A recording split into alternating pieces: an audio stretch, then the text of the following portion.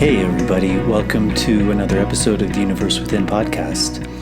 On this episode, I sat down with my friend Stephano. I met Stephano probably about 2 years ago now here in the Sacred Valley of Peru. We practice Brazilian Jiu-Jitsu together, and I found out that he also works with plants. So it was really nice for me to be able to sit down with him. I had actually never sat down with him for a really long time and talked to him about his background and how he came to this work, a little bit about his story, and we had a really fascinating conversation. We talked about plant medicines. He's done a lot of work with Huachuma or San Pedro. He's worked with Wilca or Yopo and a number of plants, and he's really created his own system of working. He's very familiar with the Andean Cosmovision, which I find very fascinating. And we got into some really interesting topics just about these plants, this work, the Andean Cosmovision, ancient civilizations, which is always a favorite of mine. So it was a really fascinating conversation. I think we went almost 3 hours, so I think you guys will enjoy this one a lot. As always, if you're able to support this podcast, that's a really big help to me to continue to be able to make these shows, to produce them, to bring them out to you all. Patreon is a really good way. It's a subscription service for as little as $1 a month. You can sign up. There's different tiers you can sign up for, and each of those tiers gives you some little things back, things like early access to shows, some bonus material, a chance to do a Q&A. So that's a really big help to me. To all the people who have done that, thank you very much. I really appreciate it. This podcast really relies on the support from people like you.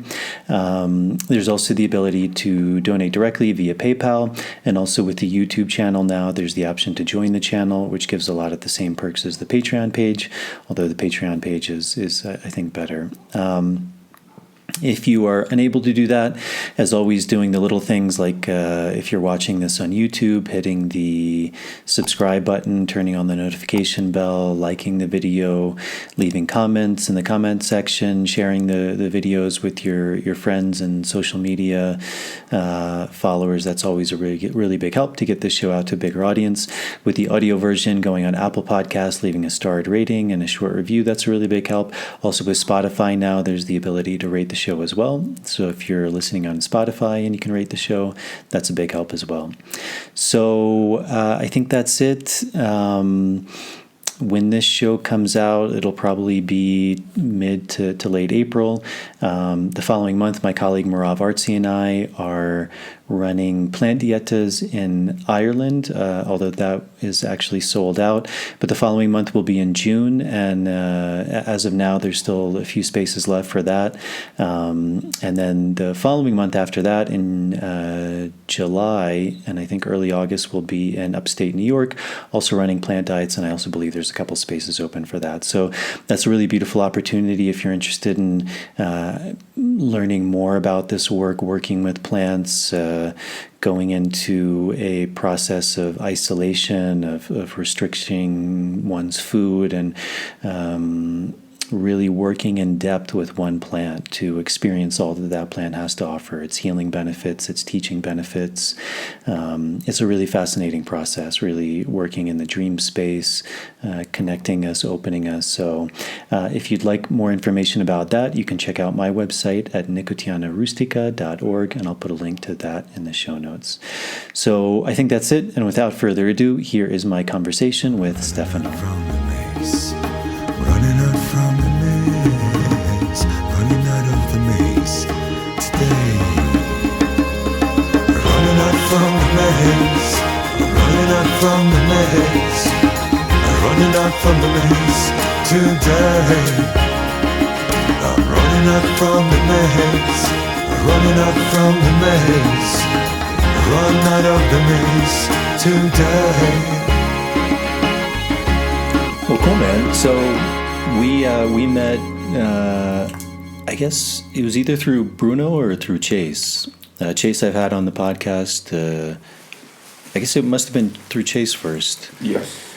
And then, so you do jiu-jitsu. I also do jiu-jitsu. Chase is a teacher, and then we've been practicing here a lot with Bruno. who's a Peruvian jiu-jitsu teacher. And so that's how we met, and I knew you did similar type of work. But I actually don't know that much about your background, so maybe to start out and just to tell the audience who you are, where you come from, and how you got interested in this path that you're on. Of course. Thank you, Jason, to invite me, to appreciate my work, and to have a moment just like to talk, the things that we are working here in the valley, in the jungle. I don't work too much with in the jungle. I perform retreats and with master plans, but different ones. But when it's the jungle, I just like find shamans in the jungle to bring it here so they can like operate the ayahuasca. But I don't work with ayahuasca. I more like work with anahuascas.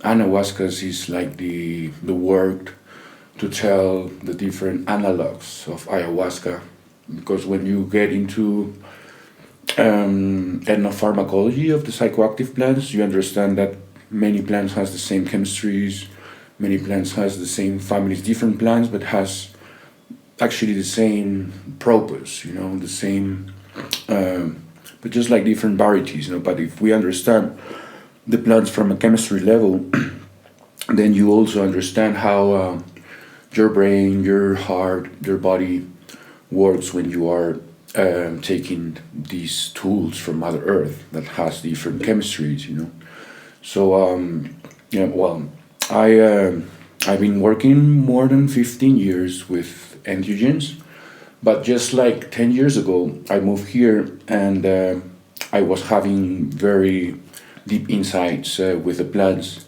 because when I was taking the psychoactive plants, mostly I was taking washuma, the sacred cactus, from even when not in a shamanic way. It was taking the cactus when I was 15, 16 years old, because I was taking too much drugs. I was going to parties, alcohol, ecstasies, and all that stuff. And there was one friend of mine who was quite weird, and he was going into the parties too, but he never took drugs, and he was like sweating and dancing, but he was not talking to anyone. And I was like wondering why this guy is like this every time that we go into parties, why? And he told me it's because I drink the San Pedro cactus, and this doesn't let me to drink anything else. So, okay, that gave me my interest, because I was spending a lot of money, with drugs and alcohol and stuff. So I wanted like to try the cactus, and once I did it, I went into the party, and really I didn't want like to have anything else, and I was like feeling the vibes of the people, and I was learning how to manage myself in order not to have a bad trip but that's how I basically learned. But at some point, and this was in Peru? Yes, this was in Lima, in the city. And I was just using the cactus instead of drugs. So I was just like drinking cactus every weekend to parties and stuff. But then I like realized that plants has like levels, and depends of the person what kind of level of awareness or what kind of problems, disease, or whatever you're having. The plants is gonna like work into a deeper level. But if you are just open into it. But since I don't have this awareness with the cactus was just like giving me just certainly level in order to get rid of the drugs, but not more than that. So I was like using the cactus as normal. But then when I moved here to Cusco, I was continuing with the plants, and then the plants start to showing you stuff when you are alone. When you are like in the mountains fasting, you are not in a party, not with, so all these signals start like to interact with your awareness. So the plant is basically a tool, and takes time in order to connect with the plant to show you more beyond things that you really think that it's giving to you, but it has so much more, So it's like a spirit, it's like us, it's like a doctor, but if you take in, it really knows why or how or what kind of vibe or whatever. So it doesn't give you what you want, it would just give you what you need, you know. So the cactus was start to amaze me and showing me. After 5 years being taken, I could tell that it wasn't showing me too much. But once I was coming here, and then I was like changing my chip and my consciousness in a way like to connect with the land, then the cactus show up in his amazing healing powers, you know, as a spirit to work with my awareness, my heart to open up and to see in a deeper level where I am staying, who I am, and all these things that I have that I didn't know I have. So the cactus for me was the plant that shows me to work with other different plants. So that was the bridge. So basically the cactus took me to DMT to meet Jurema plant from Brazil, Mexico. So because since I was having these kind of insights and these kind of learnings, and I didn't want like to share with people, I just like wanted to take it for me, you know.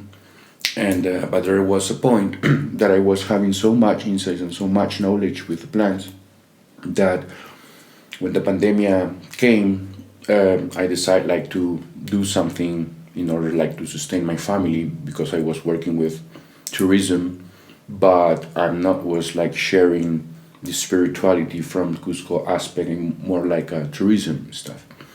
But then I like said, okay, I'm gonna change these. I'm gonna add more spirituality, more to things that I learned, just like going into these places, fasting, pilgrimaging, and I'm gonna create something according what I learned here. So I create Entheogens Peru, which is a holistic retreat center that involves so many different master plans, and I create these because in my life as Washuma, I met Washuma, I met Jurema. Jurema took me to Wilca, and basically these are the main three plants that I work a lot, and plus psilocybin. You know? All these plants basically, well, at first I start with Washuma, right? It's a cactus that gives you a very huge awareness, a very huge. You're very present with your body, very. You're in an optimus state with the cactus. But when you use different plants, you start like to understand that plants has different role into consciousness that opens up and to start to link with other different plants that you are taking too. So I see myself like an antenna. So as much plants you're taking, you're changing the memory of your circuits, because it's the signals of Mother Earth that you're taking that. It has thousands of years. So as soon as you take these, you're like restoring or like reactivating the rest of the codons of the DNA that is sleeping or inactive.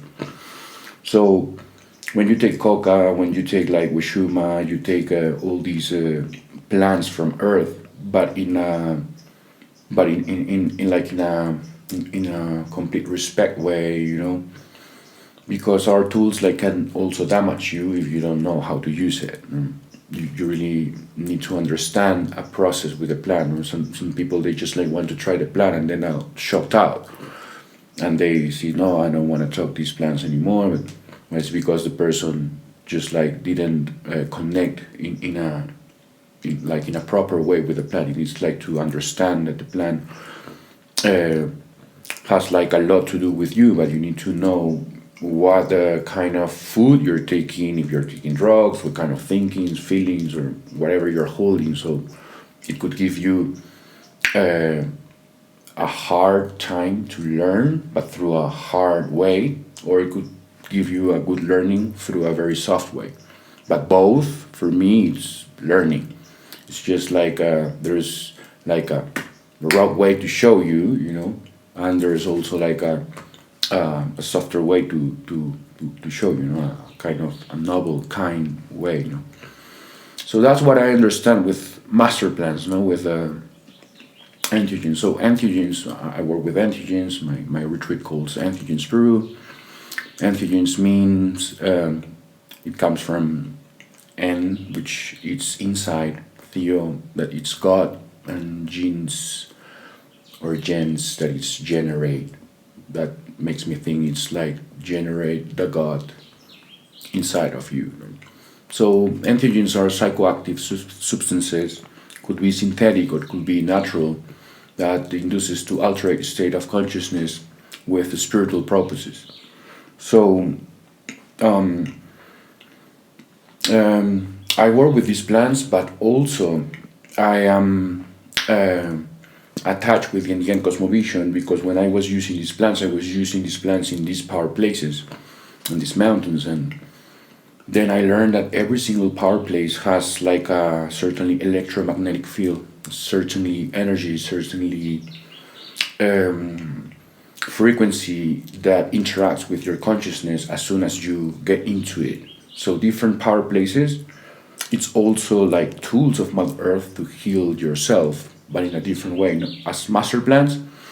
But I see that the ancients, they like built these amazing megalithic power places because they understood the importance of the ley lines.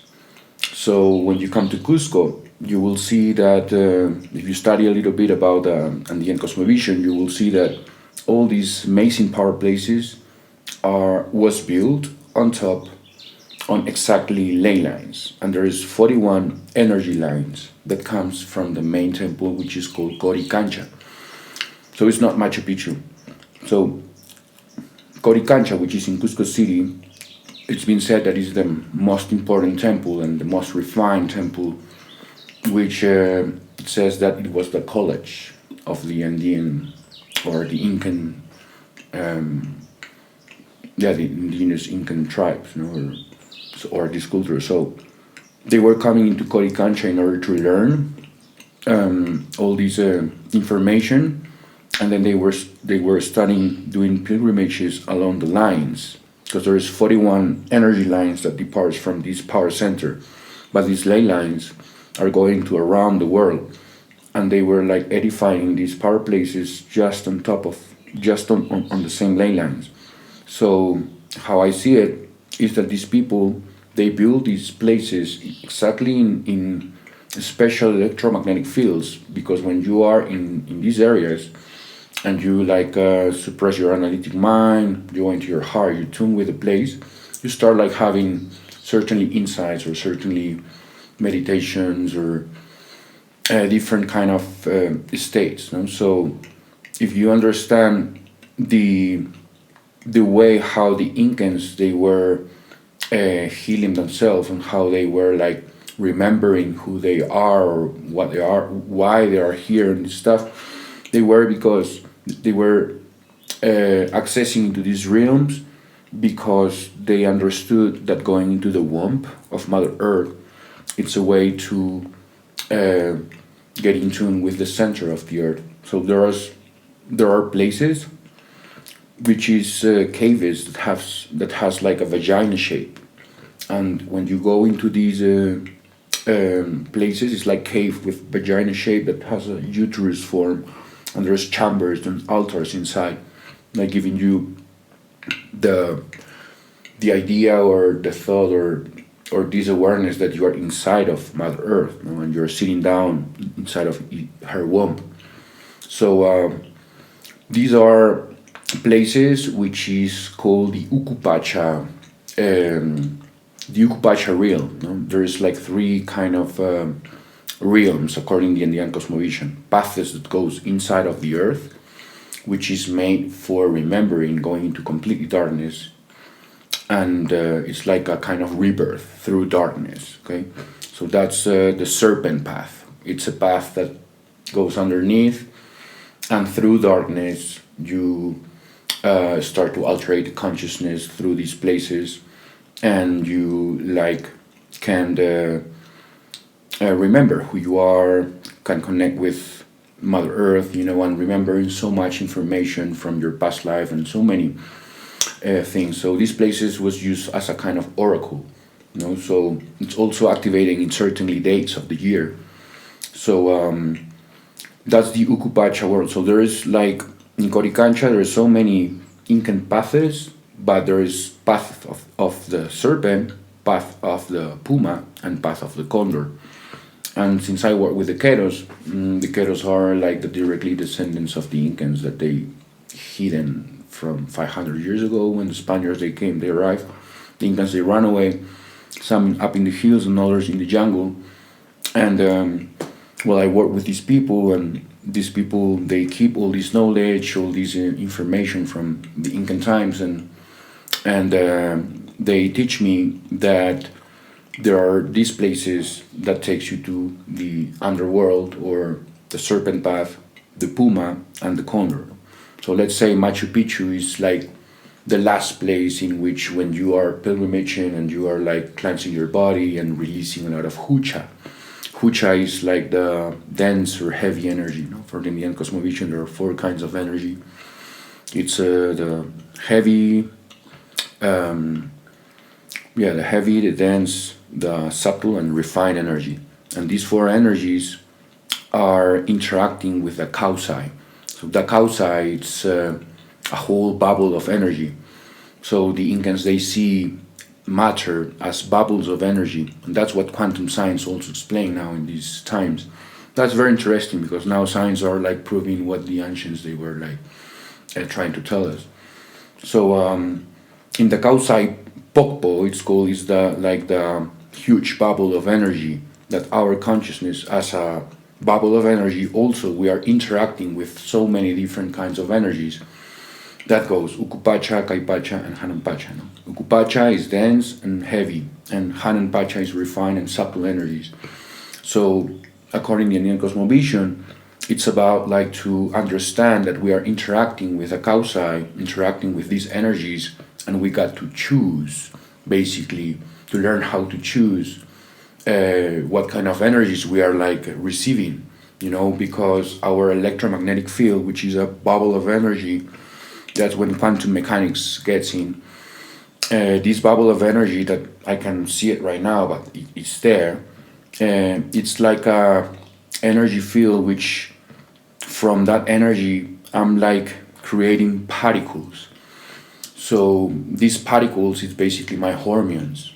So from nothing, depends of what I'm thinking, feeling, I'm creating certainly chemistry, electrochemic energy and chemistry. So my brain and my heart is capable to create energy and chemistry, but depends of the signals of the environment. So if I learn how to choose these signals, and I learn that every time my body is like absorbing density and heavy and refined and subtle, if I know this, I can like start like releasing hucha, clean my body through releasing density in certain power places that was made for that. So are like energy eaters, wakas, power places that likes to suck your energy from your body. Once you do that, then you pilgrimage to other places in order to absorb now refined and subtle energy. So basically that's a little bit the Andean Cosmovision way, how our bubble of energy is interacting every time with whatever we are surrounding. Right now we are like in a quantum level. There is a reciprocity, a 90 law it's called.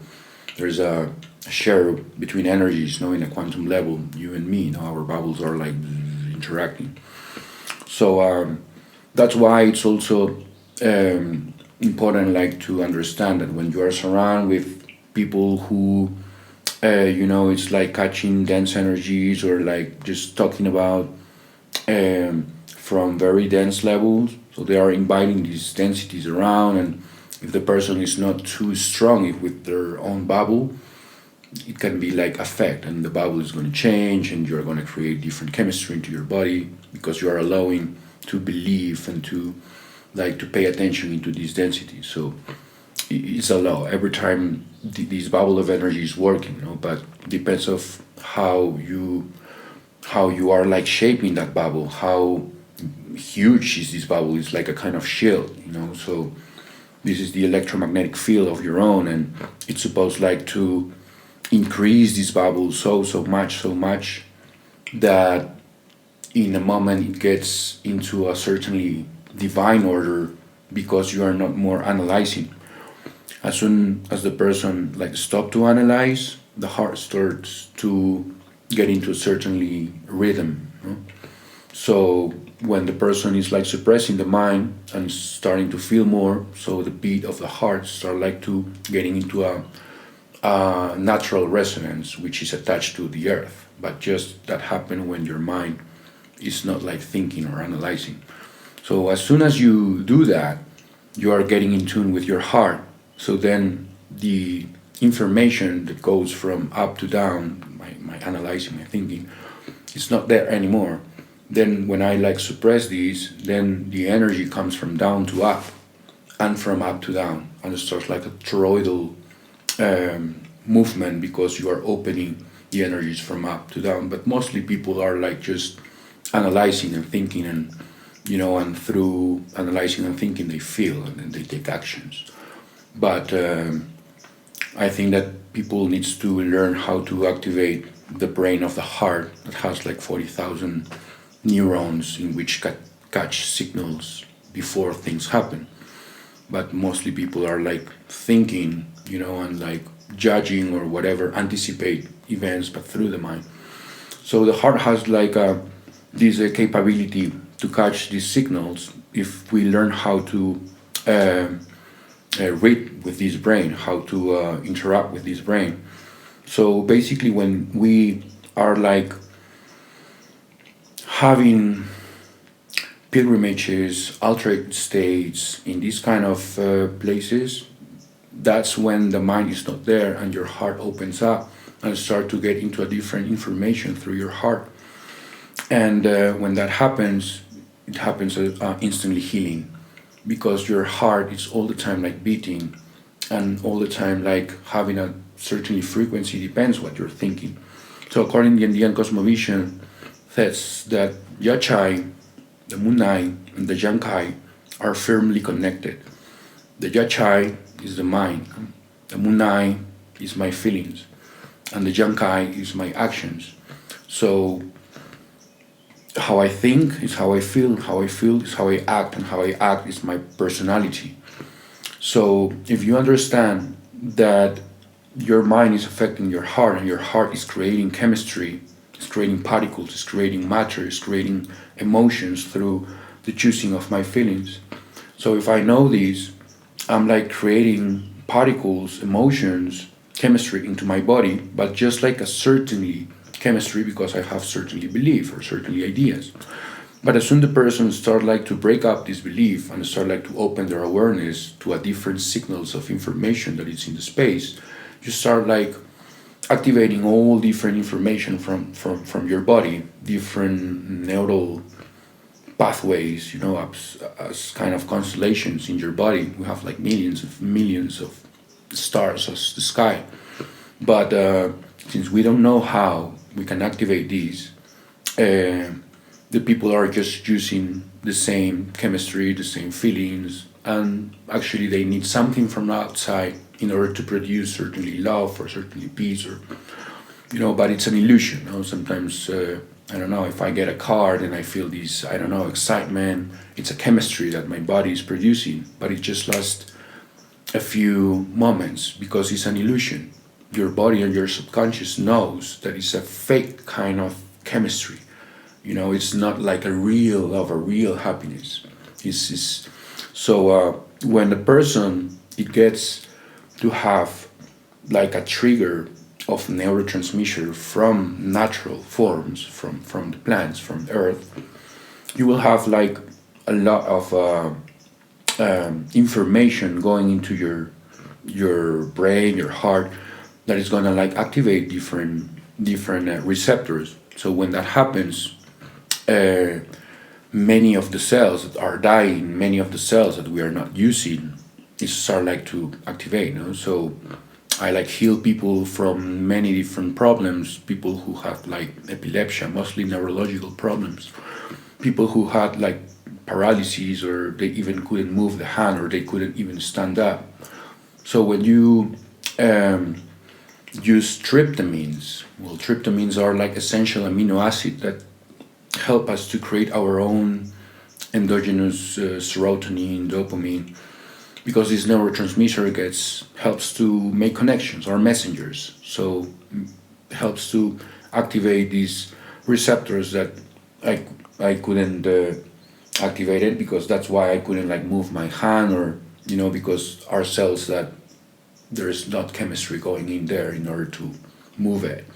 So when we use the tools of Mother Earth, we are having huge amounts of messengers, of neurotransmitters, that is going to touch different circuits in our body, but it's going to allow us to feel again our body, every cell of our body, or just to remember things that we are not allowed, or we don't have the access to go into certain events of our life that we don't know why we have these traumas, these fears, or whatever.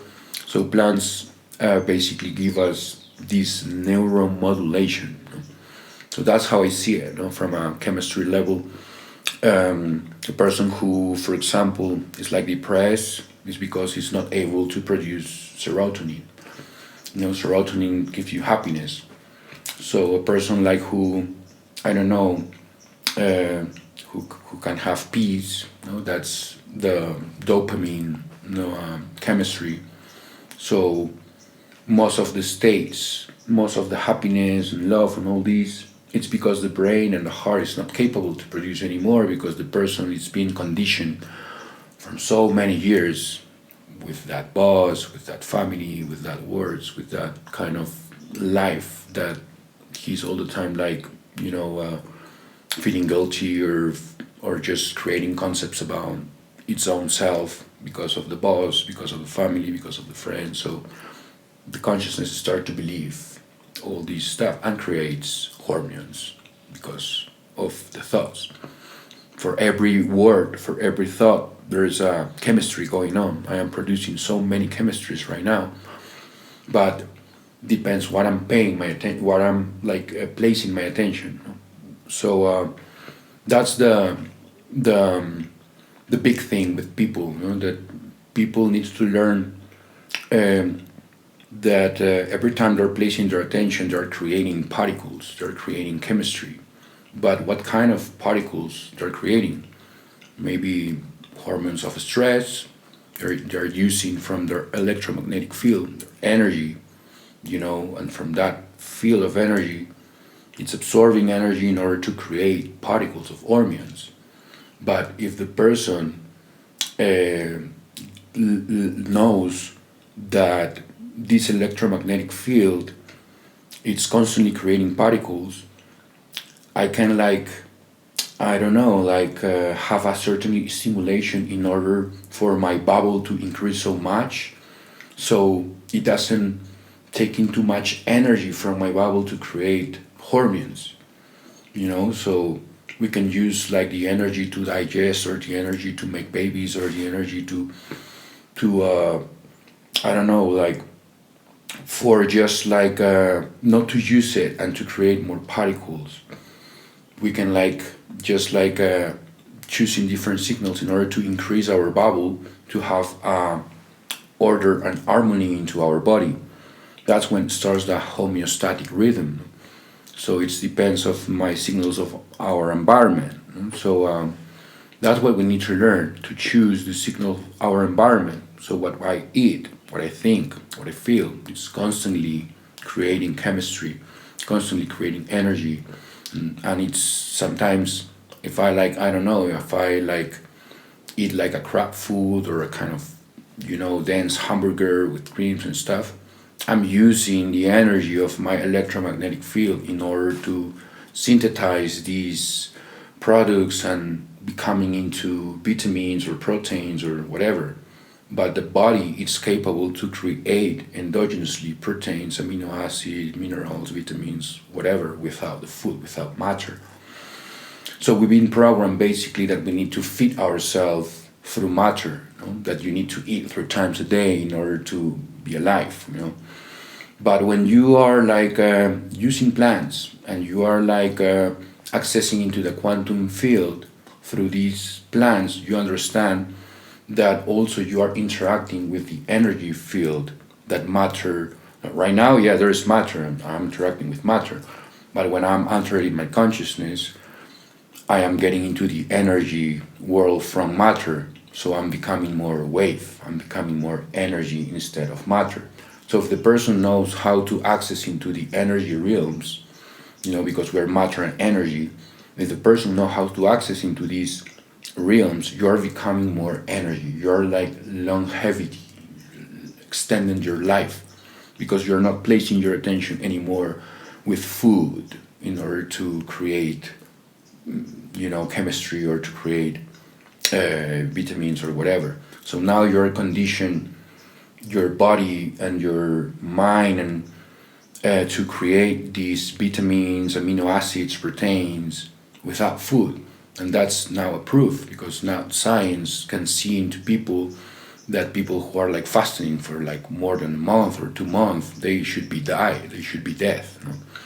But I think that you and me and these people that are using these kind of tools, we are like breaking up the science, because the science are like studying what the hell is going on into this person who is supposed to die from this problem, having 20 years this disease, and just like in 4 days completely healed.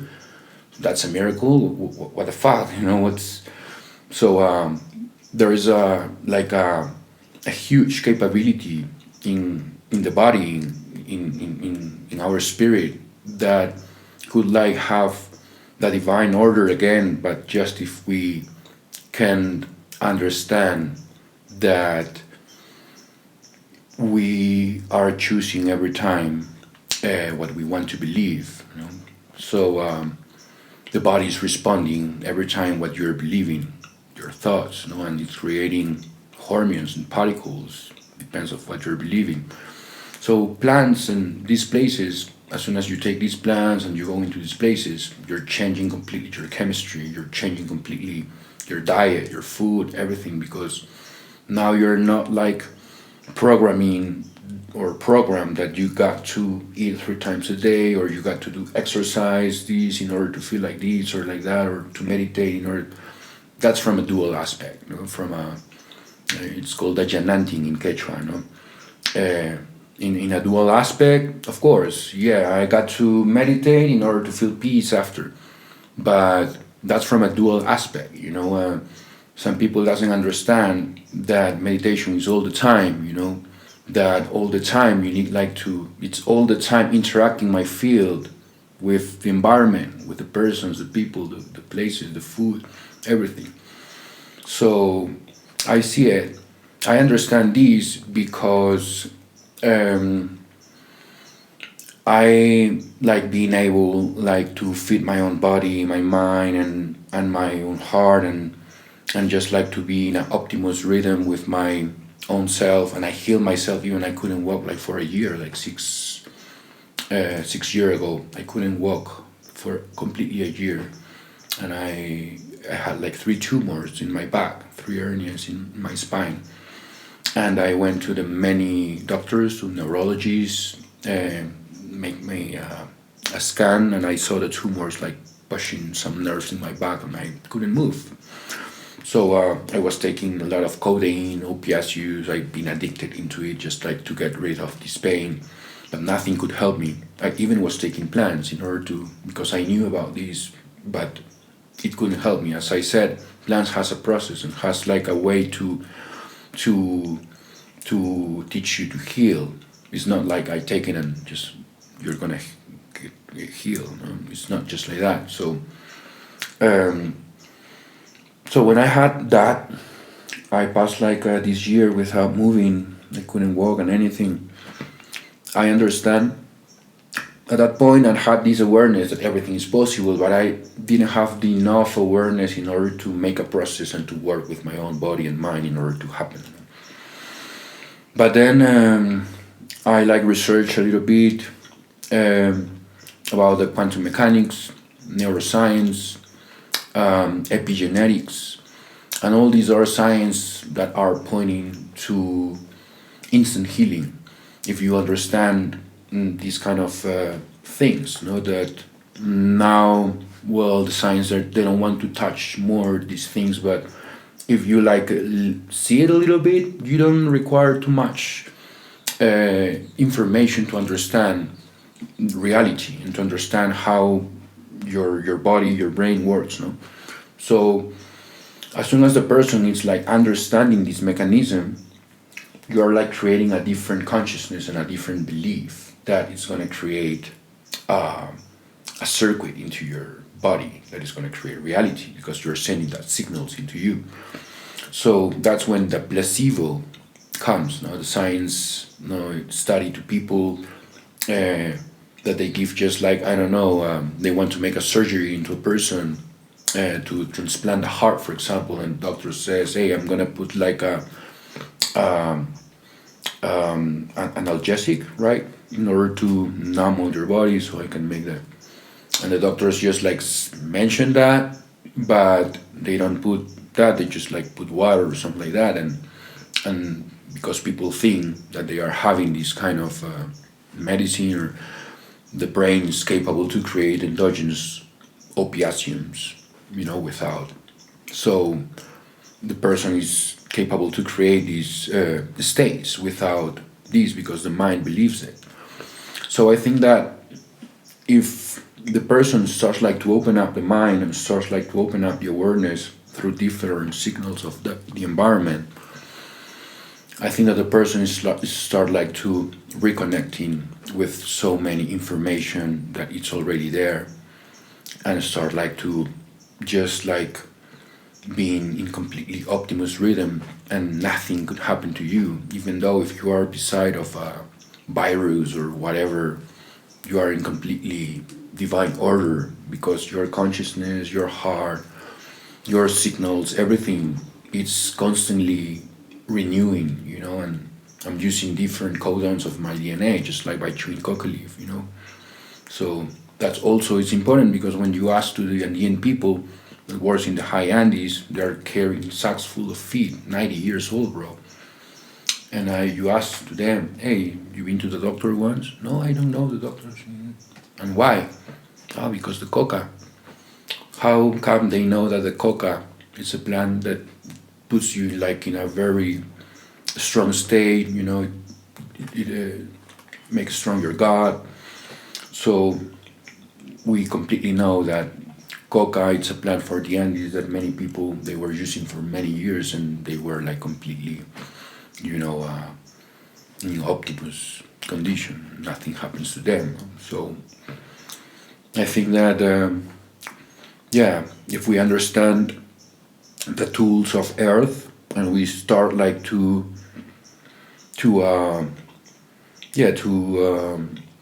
understand to use the medicines in so many different forms, because that's also amazing. I use, for example, I work with Jurema, which contains huge amounts of DMT, and Jurema, it's been used in the tribe of Brazil, mixing with passion fruit that has beta-carbolines as ayahuasca vine.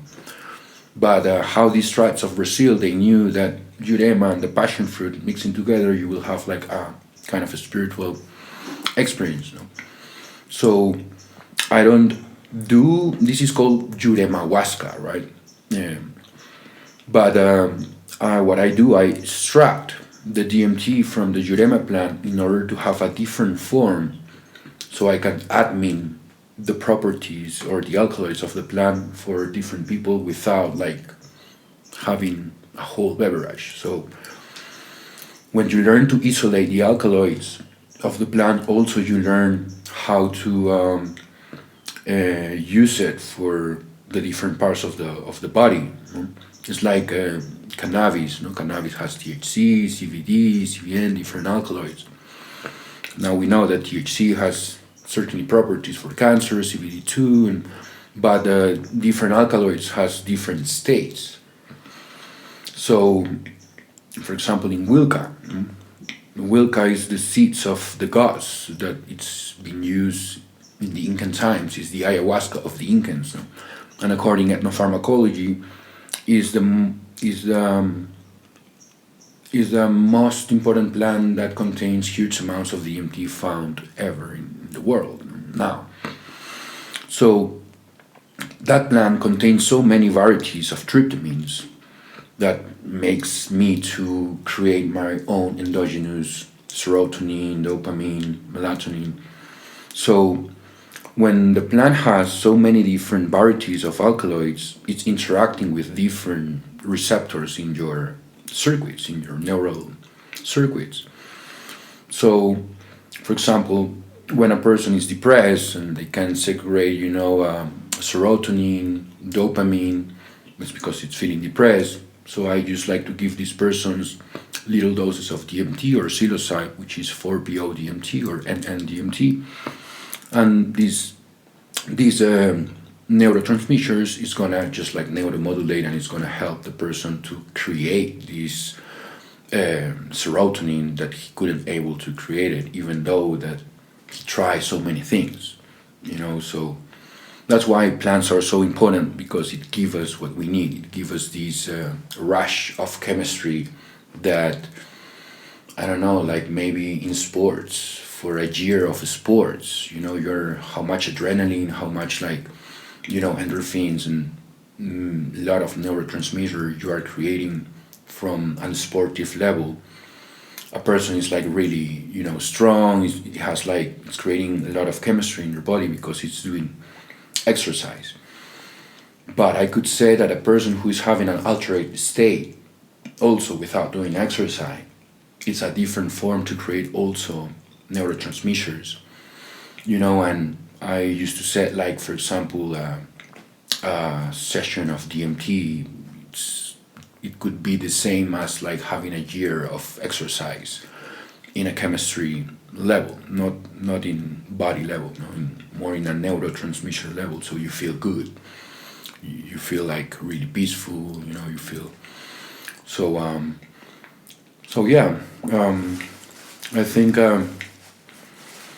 if we understand the chemistry of the plants, I work with a little bit with shamanism, quantum mechanics, sacred geometry, ethnopharmacology of psychoactive plants.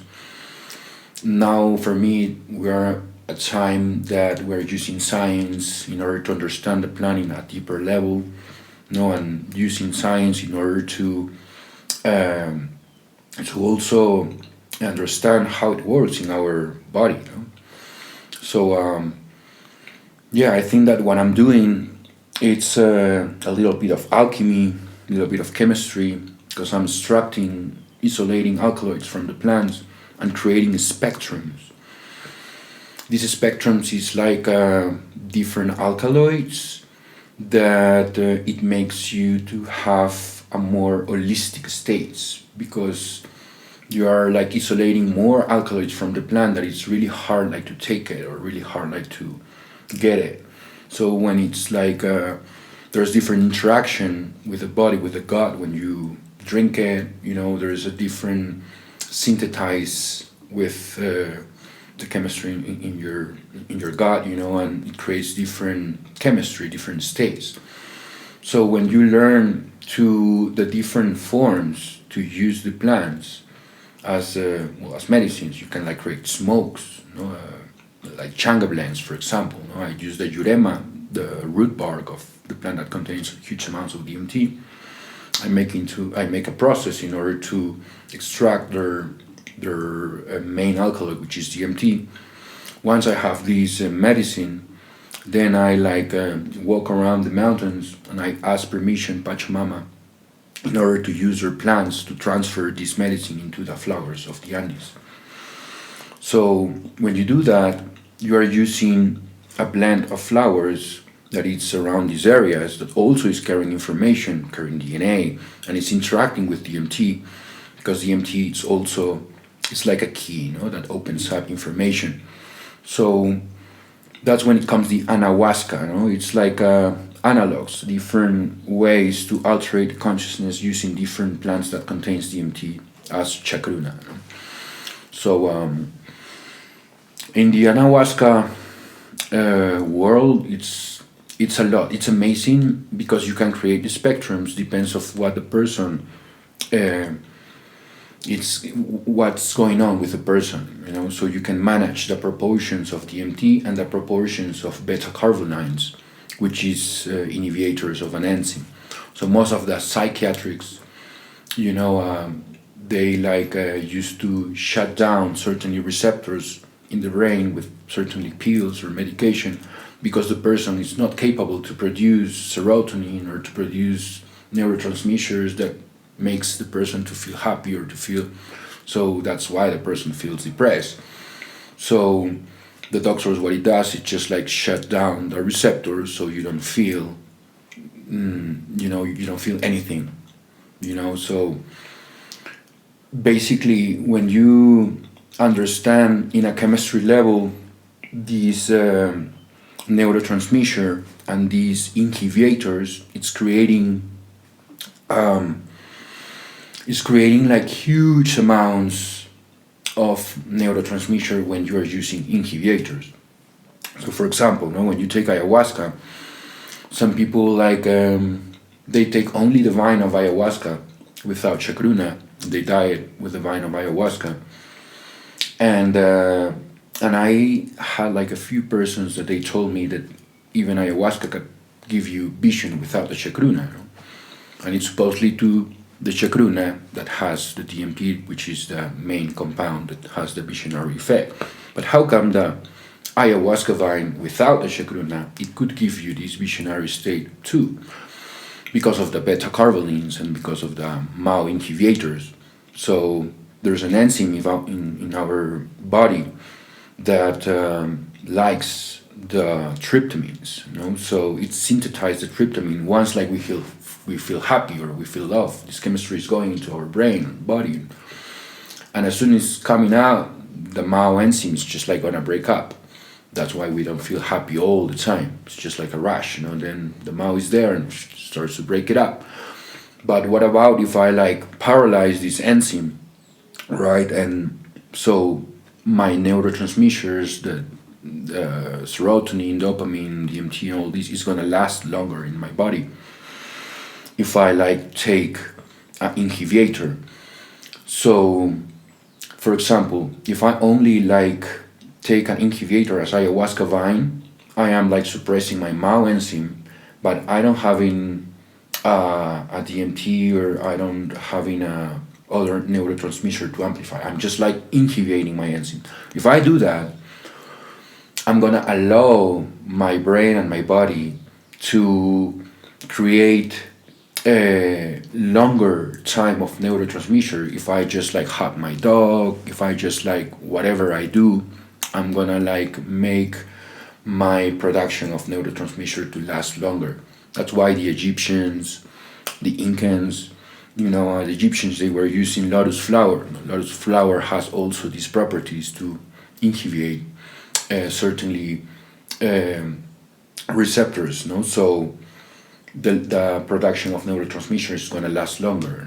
So if we are having this daily, for example, every morning a tea of passion fruit, a tea of lotus flower, or just a little bit of ayahuasca vine, it's gonna suppress the MAO enzyme. But you need to know also what foods you're taking, because if you're suppressing the MAO, you need to know that the MAO enzyme also, it helps to synthesize another poisons in our body when we take milk or meat, or so the MAO it's in charge to destroy this. But if we are suppressing the MAO and we are taking beer or meat or milk or cheese, you can die because you are having an overcharge of toxins that your body needs the MAO in order to break it up. So that's why people die, when they do that, they don't do the right diet. So in a chemistry level, it's because they are suppressing the MAO while they are having other chemistry in the body, and the body can able to break it up. So you intoxicate yourself. So that's amazing, how also the shamans, they knew that when you're having ayahuasca, you should not eat certainly foods. But now in a chemistry, in a science level, now we know why this ayahuasca vine is doing into us in order to affect us or to Now we know this, in a chemistry level, why people die or what's happening with the suppressor of the Mao when you take a plant that contains these. No? So yeah, I think I was like dieting with several different plants in order to understand the power of the plant first with my own self. And as I said, there's people who diet with only ayahuasca vine, but when you are dieting and you are doing the right diet, you are like allowing the plant of ayahuasca or the spirit of the plant to go into a deeper level and to open up different fields, So every single plant has a role into you if you really know how to connect with the plant and to understand the process with it. So for me are like levels. When you use ayahuasca vine only, you get into certain levels, certainly understanding with the body, with the mind, with your food, in your daily life. But when you are like using other forms of suppressor as ayahuasca vine, for example Syrian rue or lotus flower or passion fruit, and then you like mixing with DMT with other different forms of plants that contains also DMT. So when you do that, you're creating more like more chemistry, more neurotransmitter, more information into your circuits, in which I think it's a different level. It's more profound because now the Mao is like off, and if you get a trigger of neurotransmitter, it's just gonna last longer. So you have more time to to process, to receive. That's the thing also with DMT. And when people they smoke DMT, and I like extract the medicine, and you just like take DMT, it just like works 3 minutes or maximum 5 minutes. Person could have like altered states and can like see through matter and can like see many things that is not allow us to see right now, and the person could like have a hopeless for something bigger or something beyond, and could change the state of awareness into the person when the person takes DMT for once. But if you use incubators and you use DMT, that's at another different level, because now it's gonna like last hours, not anymore 3-4 minutes. So when a person is used to navigate into these realms, then you can know about creating different spectrums using pharmahuasca. So pharmahuasca is another way to create pharmacos from the plant. So you isolate the alkaloids, but now you create, crystals of the beta carbolines of the ayahuasca vine, which is possible to extract. You create the crystals of it. And then you have the chacruna, for example, and then you extract the DMT of the chacruna. So you have both the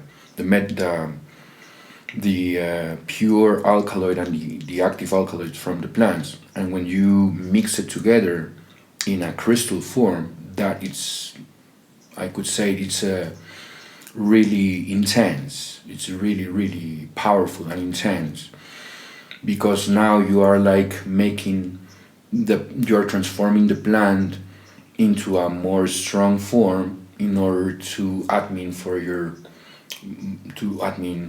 this medicine into your body, so it just like work in strong levels. So that's pharmahuasca. It's like using different alkaloids from beta carbolines, incubators, and also neurotransmitters as DMT. So when you mix it both together in a chemistry form, like in a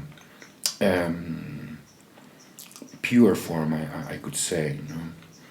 I think it's just like creating a very strong tool to access to these realms without the diet. So that's with ayahuasca. It's about people needs to diet in order like to have a certainly experience with Mother Ayahuasca, because ayahuasca works from body to spirit, You need like to be clean in a body level in order to touch the spirit. But with pharmahuasca or anahuascas, the person, even though the person like it doesn't have a right diet, it could like have transcendental state. So, for example, if you like want to give ayahuasca ceremonies to people who is addicted to cocaine or alcoholics, or are people who is not having the right diet. Most of these people, they don't have this transcendental state because they got like to cleanse their body first in order to receive this transcendental state and to change the consciousness. So that's why I use anahuascas or pharmahuascas, because that allows me to like induce into these people that we are not able to induce into these states because they are carrying so much density in their body.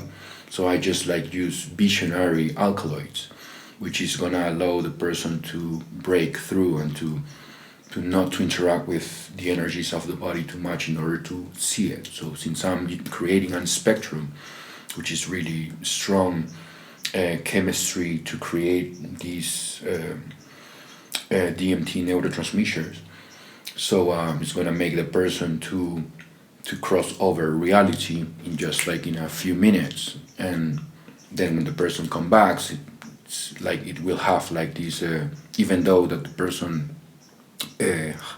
doesn't have a good diet. So that's why anahuascas, pharmahuascas, it's really important to know, because you're creating the spectrums, proportions according what the person needs. So that's mostly what I do, with the anahuasca and pharmahuasca. Also, I am able to synthesize mescaline from Washuma, but there's like there's a balance between when you want to isolate alkaloids from plants, you need to know why you're doing this. You need to know it's not just like doing just for exploring. The plant starts like to teaching you and starts like to guide you for so many different levels, so many different perspectives, to understand the powers of the plant in so many different forms and to use it in so many different ways. So that's what I learned, that the plant has so many different ways to teach you, to heal you, and to show you something. It depends how you are like interacting with. So I think it's really amazing how the plants still showing you and still like working with you, when even that you said that you like, I know everything about this plant from chemistry level, from whatever, even though it has so much more. We're just like looking very tiny layer, but when you are dieting with a plant, like for certainly seasons, you understand the different seasons or different phases into you during a month, or during certainly time you're using that plant, how it's working into you in different seasons during that time. You realize your dreams, you realize like you're becoming more intuitive, you're becoming more like creative, more so many different aspects of yourself. It's starting like coming into the surface because you're using a plant that has like thousands of years old than you. So as soon as you take it, you will like having a certain interaction with the DNA of this plant. So I think it's really important like to understand this perspective, from when you're gonna have entheogen, or when when, which place, or with whom, or in what kind of state. Every single moment, person, place, feeling, everything, it's interacting when you are using a master plan. It's just opening an information, and sometimes this information goes into the surface, and sometimes are things that we don't want like to see, but it's necessarily to see in order to transcend. So for me, there's no bad trips. There's no bad it's a way to teach you. So when you were younger, and being Peruvian, like many of the plants, they come from here. But I would imagine a lot of that knowledge, especially in the cities, wasn't very present. So what was that? What was that like discovering? And also, why do you think a lot of that knowledge was lost? I mean, because often we talk about these people as being very advanced. They had this very advanced technology, and yet at some point it seems to have been lost, whether that was with the conquest or maybe it was before that. What's your sense of where those medicines or that knowledge began to get lost? Whether from your own experience or maybe from speaking with Tequero? Mm-hmm. Well, because right now there's also, it very much feels like a renaissance. Like there's a worldwide re-interest in these things, but it's not something new. It's almost in a way going back. This knowledge was already there. Yes, totally. Yeah, I agree with that. I think everything is because of the money, because of the system, the government. I think that the 90% of the people are just like following the rules of the system and the government. So why? Because I think that they don't want us to be, freedom, or to be, to be not dependent of anything. Because when you take these plans, you will like understand that there is another different way to feed yourself. So you're not anymore conditioned through the illusion of what the government or the system said it's supposed to be right. So I think that it's all being manipulated, and it's been manipulated from so many thousands of years, because if you go back into the ancient cultures, you will see that there were these, war between darkness and light, in ancient mythologies, and but all the time there was this war, behind. So I think that it's still happening. It's still happening. It's just like now we are in a time that we've been so freedom. I think we've been so awake that at some point, just like the government, the system wanted to suppress all these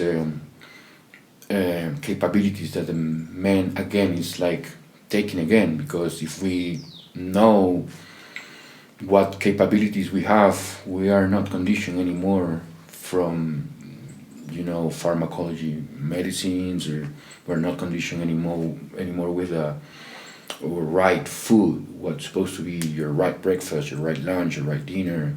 So we've been programmed how we're supposed to grow or eat or believe, or even our own story. We've been confused. They wanted to be confused who really we been, I think that because of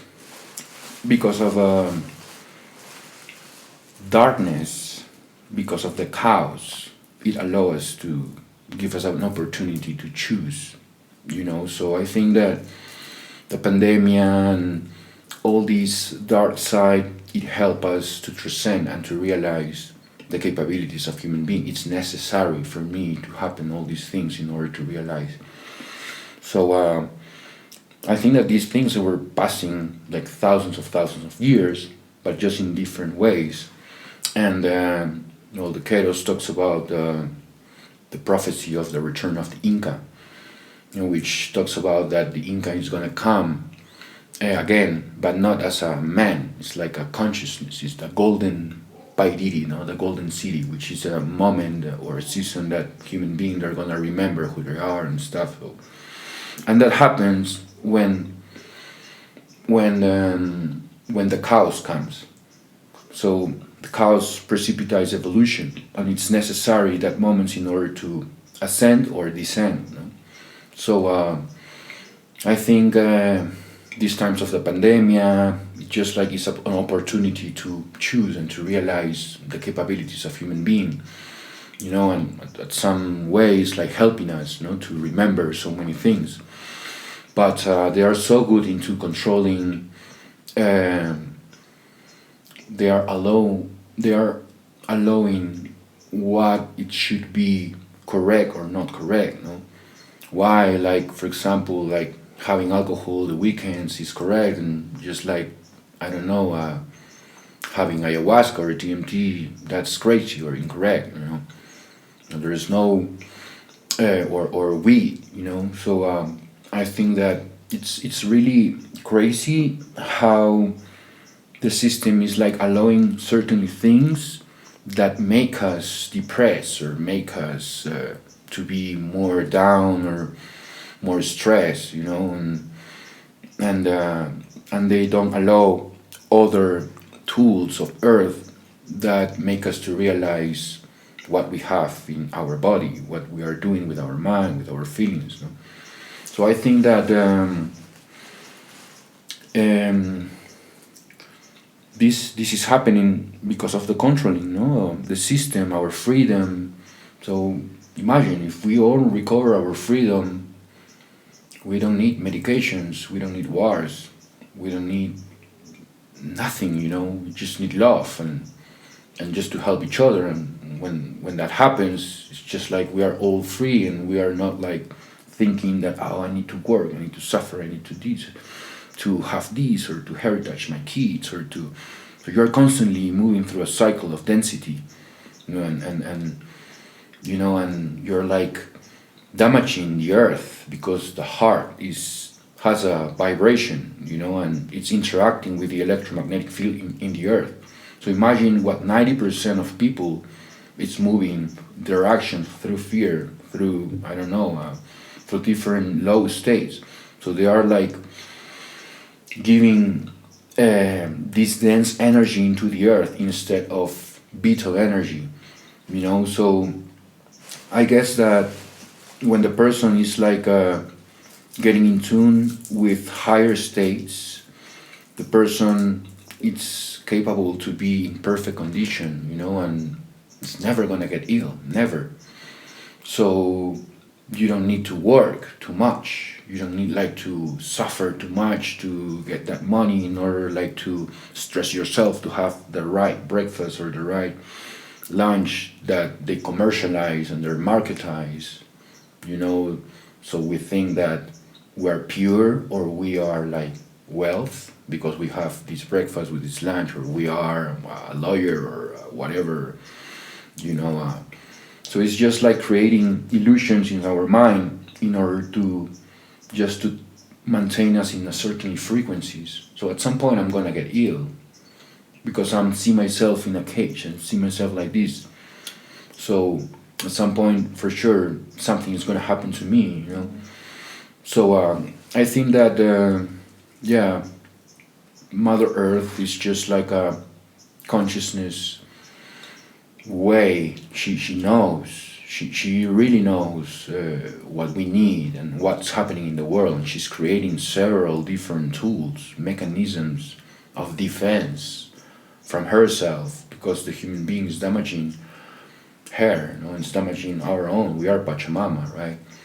So she's like so wise that she's creating several plans around the world in order to take it and like realize, our body, our spirit, our mind, our heart, realize all these things that is interacting and it's firmly connected. It's not just matter, it's not just about food. And people think that just like eating food, you're gonna like live in completely wealth if you have a right diet. But you can see so many people, so sportive people, so like people nutrition are very well fed, they have really good diets, they die, bro.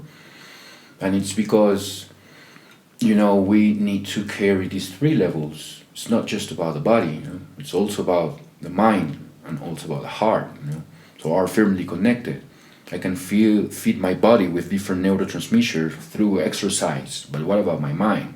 If my mind is weak and I believe like certainly shit, I'm creating particles, I'm creating reality, I'm creating hormones, creating matter, creating my reality through my belief. So even though if I have a right diet, I am really strong body and whatever, if my mind change my electromagnetic field, I'm just gonna allow these things to attack me and I'm just gonna die, even though this person was so well fit.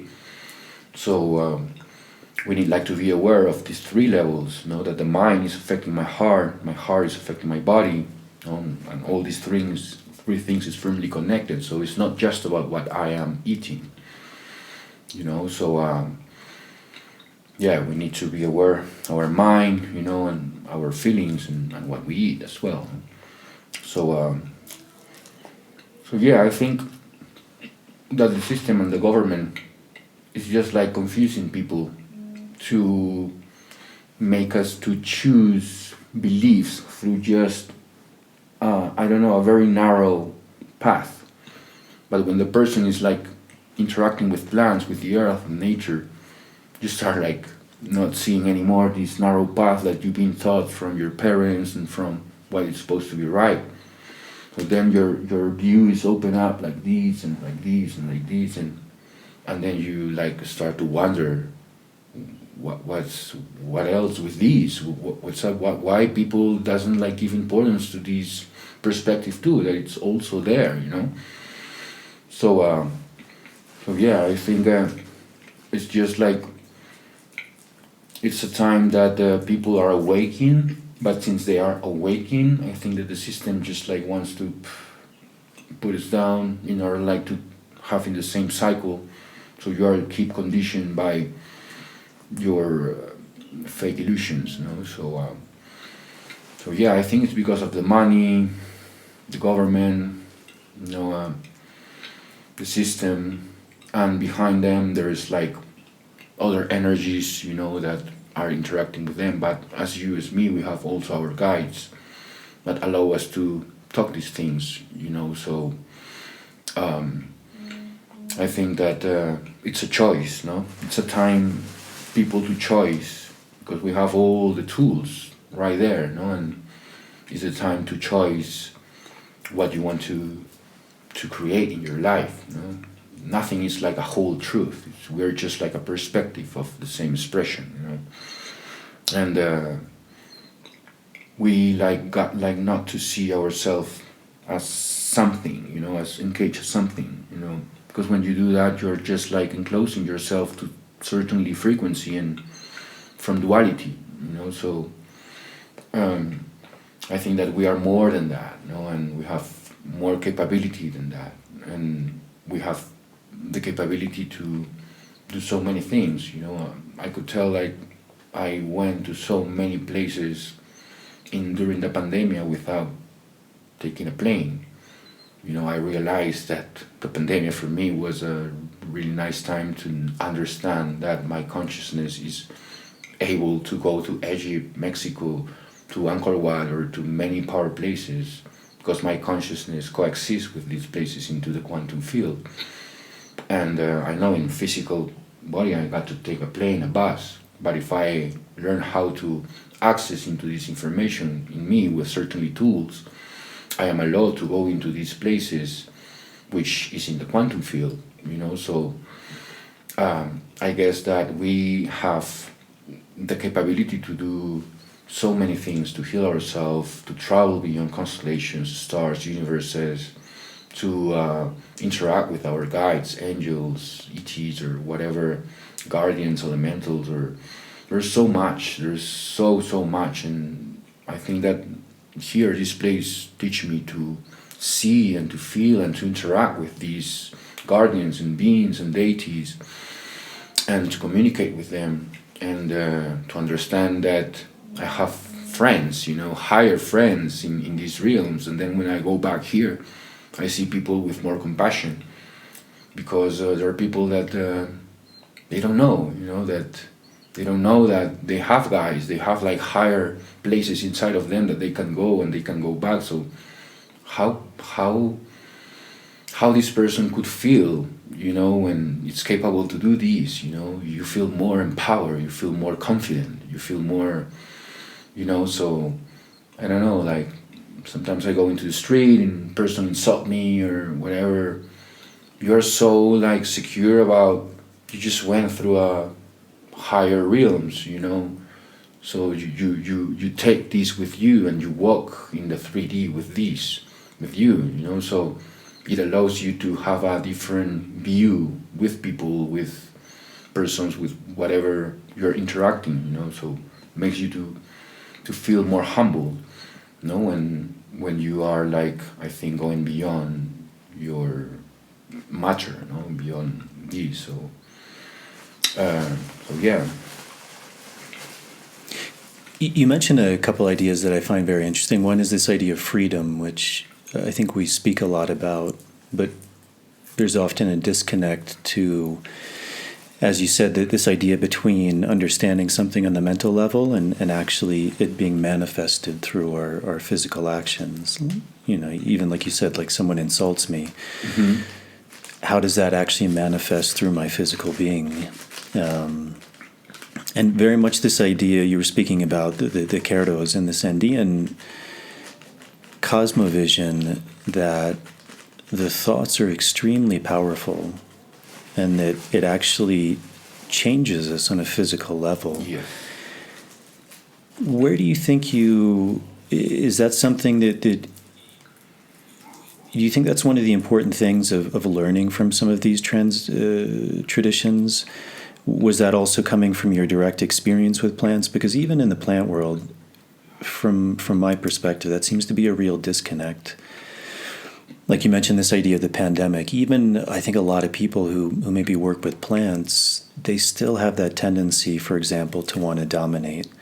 Like what I believe is right is truth, and therefore everyone has to follow my truth.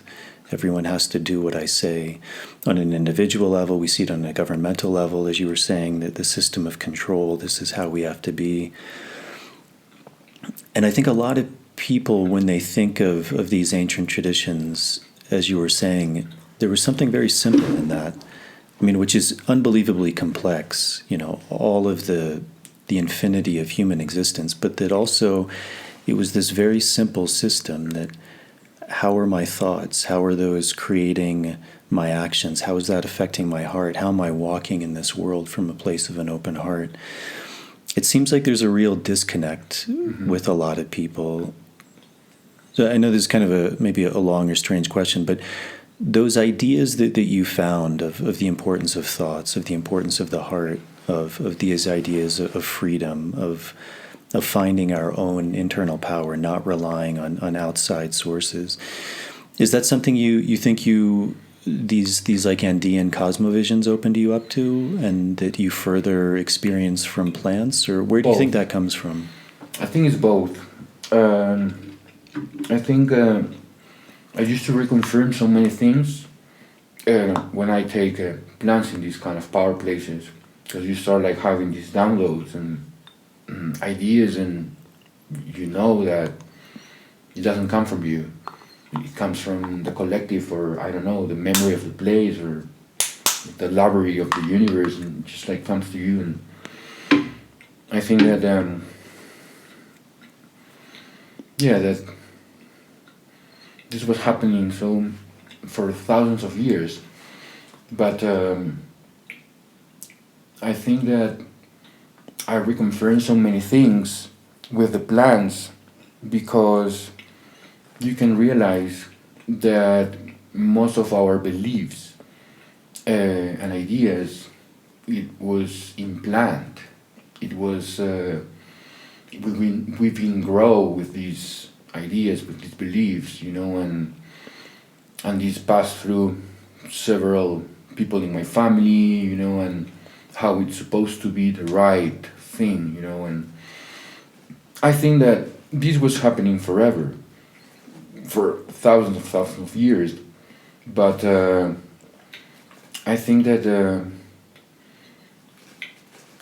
that when the person just start like to feel their heart and less the mind, it start like to changing the different conditions in their life in order to reconfirm what you are like having, these kind of insights.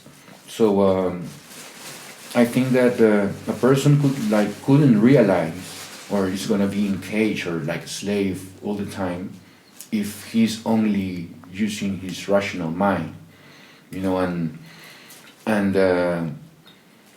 that's what it doesn't allow us to go beyond, because the mind is like enclosing certainly frequencies. It's creating signals, into the universe to create conditions, circumstances. There's no casualties. It's just basically you're creating these conditions according what you are doing daily in your life. For example, we're talking right now this because I am imbibing with this kind of thing, and you too, and just this moment, it brings into this moment because of this kind of vibes, So I think that if the person from very child is like just growing with certain ideas and belief, I think this person is not freedom. It's a fake freedom. Parents, they used to tell you, hey, you got to be competitive. You got to be the best. You got to study and to be the best, because if no, someone is gonna get your job. There's gonna be someone better than you, and you're gonna be nobody. So you need to be someone. So all the time is the dual aspect, black, white. If you don't do this, you're gonna feel like this. If you do this, you're gonna feel like this. But both are wrong. It's an illusion. So I think that if we get rid of this dual aspect and start like doing things from the heart, not from the dual mind, you will like get into awareness in which I think you're gonna have your superpowers. You're gonna like remember so many things, even from your past life, or why my mom or my grandma, or why I'm having these thoughts or these feelings that I don't know why I'm feeling these. And there's many people that they feel some things that they don't know why, and it's because they're carrying information from their lineage, from their past life. And I'm carrying like the goals of my grandfather, things that he couldn't do it.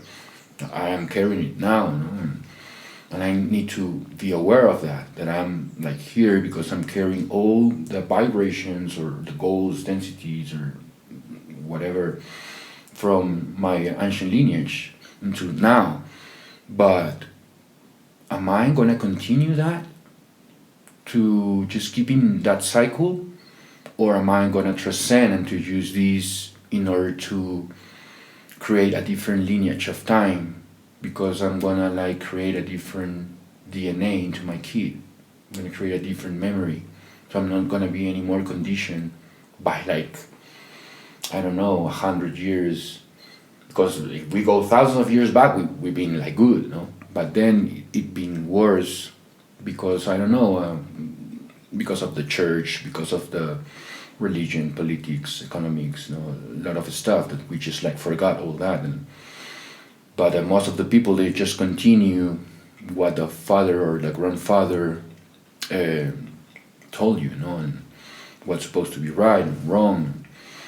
But I think that when we realize that we are using only the memory and the information what my parents and my ancestors they give me, just certainly information. When I realize that I'm not me. I'm not being the whole me, I'm just like doing what I'm being thought, or so it's like once I born, they're like putting me this direction to see. But I think that when the person realizes that we're carrying all these and we're born with all this information, but depends of the signals of the environment again. It depends of what I'm choosing in my life, I'm gonna remember or forgetting. If I keep going with the same things that my mom and my mother told me to do, I'm for sure I'm not gonna talk these things. I'm for sure I'm just like gonna be, I'm maybe a doctor, or is more a, I don't know, a kind of dogmatic way, but I think that when a person is growing like this, also is growing into the dual aspect. So you are seeing yourself that you got to be the best and to win and to be competitive, and you're always going to see better or worse than others, depends on your work. So that's an illusion, because for example, a person who is like, I don't know, studying medicine for 20 years and 30 years, and then he goes to the Harvard University, and then he got a master and all that, so he's carrying a vibration and an experience through all these reality, and it's shaping in a certain frequency its own consciousness. It has patterns, it has geometry, it has frequencies going on, depends of what you are like feeding yourself with your mind, your heart, with your food, or whatever. So if a person for like 30 years, it's been like raised in a so dogmatic way, professional way, and he been like studying and being competitive with so many doctors and stuff, I think this person is just like engaged in a certain information that also is true. But what about if a little kid of, I don't know, 20 years old, like in a simple way, heals a person without this kind of,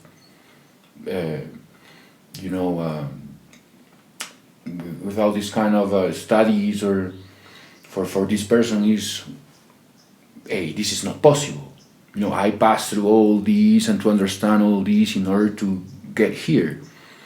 So what's going on? What did you do? So I think that when the person starts like to open up into a different, higher ways to understand something, I think we allow us to just like to transcend ourselves and to like create a different information into our genes. So I think that person starts to change when you are like using different tools of earth, different ways of thinking, I mean different just like different tools, not as you've been like taught. So when you do that and more in touch with nature, I think that you will receive a different kind of knowledge from the earth in order to get to the same goal as a kind of, I don't know, practitioner or doctor can do. But I think that all these kind of studies, and it was done understanding the laws of nature. So I don't know, I think that the person like needs to understand more nature in order like to understand how huge, how far we've been confused, how far we've been like manipulated, and so I think it's really easy. We just like got to be in nature, and to just like be for so long in nature to understand so many things about you, your life, and then you realize that, oh wow, this was happening from so many years, in so many different ways, and they just like wanted to suppress different parts of us that we have access and allow us to heal immediately and to to do so many incredible things, and now science, they can prove that, into people, I don't know, for example, the Shaolins, are like really hard meditators that they can break the science, like, I don't know, they can like do things that goes beyond, I don't know, like passing through fire or going into boiling, water, all the body there. So it's like going beyond. So we have like a huge technological machine, I don't know, but we just like forgot. We just been confused, and this was a war for thousands of years, and mythology talks about a lot how this was been happening, and yeah, I think now it's a moment that people is remembering so fast and so easy because the same chaos, because of the same darkness is going on, and yeah, and people is like remembering easily, but I think that the purpose of like changing all these and to remember all these, who we are and why we're here and all these, I think it's like a process of the spirit to become in a different form of light, in a different form of giving light. So if we are not like giving too much light with our heart in this life, if we are not like, there's frequencies, right? And right now my heart is bumping and it has like a math, it has like a vibration, and it's affecting the quantum right now, affecting the field. So if my heart is not all the time, it's not like having these vibrations in tune with the earth, I'm basically all the time having a certain frequency in which when I die, I'm going to become another form of light that attach with that frequency that I'm being used all the time. I don't know if that makes sense. That's how I see it. So if the person in this life is start like to giving so much light in so many different forms, when the person dies, it becomes in a different form of giving light, no? For example, I don't know, the star, the tree, the clouds.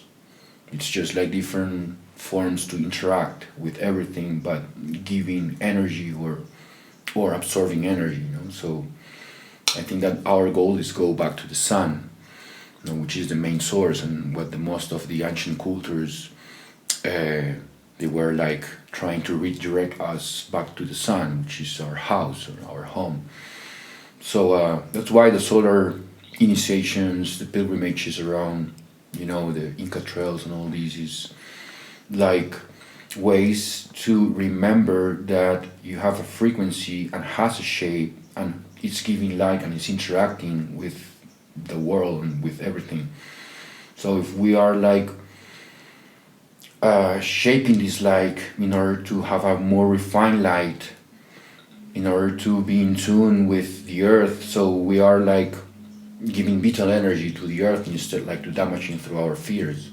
So that's what the solar higher priests of the Incan they were doing. They were going into power places because they have so much higher consciousness and using their heart in order to increase the bubble and start like to feed the earth through ley lines, through the heart, through energy. So what about if we are all doing this? You know, imagine like many people in tune with the heart and have this kind of awareness. So we are like dancing the same song. You know? We are like all hearing the same sound, and, you know. And I think like we can like have a different, I think a different way of evolution. I don't know, a different form of life. I don't know, but I see it like that. I see that the person needs like to understand this, no? To understand that every time we are like interacting with the field, and according what we are doing with the field, that's what we are gonna receive after we die, no? And just this sweet goes, and just my pure light goes into a certain frequency in the multidimensional levels of the quantum field. So and there's layers, no? There's dimensions. We are just like looking at tiny surface, you know. But then when you look into microscope, you see a whole world inside of matter, you know. And so I think there's so much going on that the person needs to realize in order to be free. So, and that's freedom. Freedom is not like to be conditioned anymore for, you know, any attachment, you know, even like not to say I am just human, you know. You have everything. You're a tree, you're a plant, you're an alien, you have so many things, but it's about like to remember it, you know, and just like to awake, you know, all these different memory and aspects of yourself, so you don't see yourself just to one thing and because you can just like identify as that, and then you feel bad because you're looking other things from a dual mind, dual aspect. So yeah, I think that's freedom for me. You know, it's like to not to be attached to anything, and to feel to feel love, and to feel gratitude, and to feel just with anything. You know, just in the present moment. You know, and to experience right now, and that's for me is freedom. But as soon as my mind says, "Oh, I got to do this and that," and so I'm like predicting my future, moving through this and that, and in order to have this and that and that. So at what moment we are like not thinking? At what moment you are like just like enjoying this moment? And that's what people needs to learn. That to understand that the mind is always anticipating, and always, try to gain and to be and to. But I think that's an illusion, And as soon as you get rid of that, you will get into your freedom aspect, and the essence of yourself, which is completely love and alive. And you don't need anything, just like from being there and sitting down, and there's nothing around, and you're just in touch with your heart, and then you're in tune with this life consciousness. You start to feeling the fourth dimension, and the fourth dimension is the energy and vibration. It's completely dark. It's emptiness. You completely lose the sounds, completely lose who you are, where you at. Completely lose the sense. So you get into the fourth dimension. Now you're feeling your heart. You're feeling vibration. You get into the fourth. But then it's so vivid. Now it's becoming so real inside, and you feel so good because the mind is not there. You're just feeling the heart. Then it's increasing this vibration so much. Now you can see it. Now you see the colors of the vibration of your electromagnetic field produced by your heart. So now once you see it, you're accessing into the fifth dimension, and you can see these magnificent, vivid colors according what your heart is bumping. And if you pay attention into that colors, it's interacting with your emotions, it's changing because of your emotions. And when it's so much vivid and you get more into this realm, this 5D, and you see these colors and stuff, then consciousness starts like to see these colors with a shape. It starts like to have divine shapes.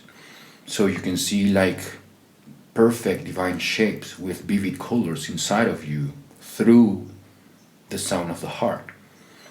And when you're seeing these frequencies and divine shapes with colors inside of yourself, I call it the waiting room, because it's the place where many people, they get shocked, and when you get shocked, it's just like close up, because the mind wants to understand, wants to like, what is this, and that's when many people, they stuck in the sixth dimension. I call it the waiting room because it depends of your brain and your heart coherence, this dimension inside of yourself, that you're opening up this awareness and you can see through your third eye these colors and shapes and frequencies. But then you get into the sixth, in these amazing sacred geometry and mandalas. If your consciousness is able to pay attention into this dance of mandalas and kaleidoscope shapes, you will find sacred geometry, like divine shapes that the ancient cultures, they were placing into so many temples. So there are like specifically resonances and frequencies, specifically sacred geometries, that is going to interact with your awareness if you allow to choose one of them, because there's so much going on in the sixth dimension. There's so much shape, so much things. So when you recognize one of these sacred patterns, let's say the Chakana cross, or let's say the flower of life, or the Metatron, or whatever, when you see these sacred geometry inside of yourself in the sixth dimension, and you place your attention in one of these sacred geometries, consciousness starts to interact with this shape, and the shape goes into you like a kind of, it's It's like covering you as a kind of bubble. So you become one with that shape, you become that shape, and that shape works like a UFO, works like a kind of ovni, it's like a kind of device of consciousness that takes you higher from the 6D. So that's when the sacred geometry works. You use the sacred geometry in order to jump through the 6th dimension, and there's gaps between the 6th and the 7th dimension. It's like the scale notes of the music. So when the person jumps over the 6th dimension, then is when it can be able to connect with the higher spirits of the higher beings, or that it's in higher dimensions from this one. So I think it's a process for the person to cross over these realities, these multidimensional levels of reality that coexist with your spirit and with your consciousness.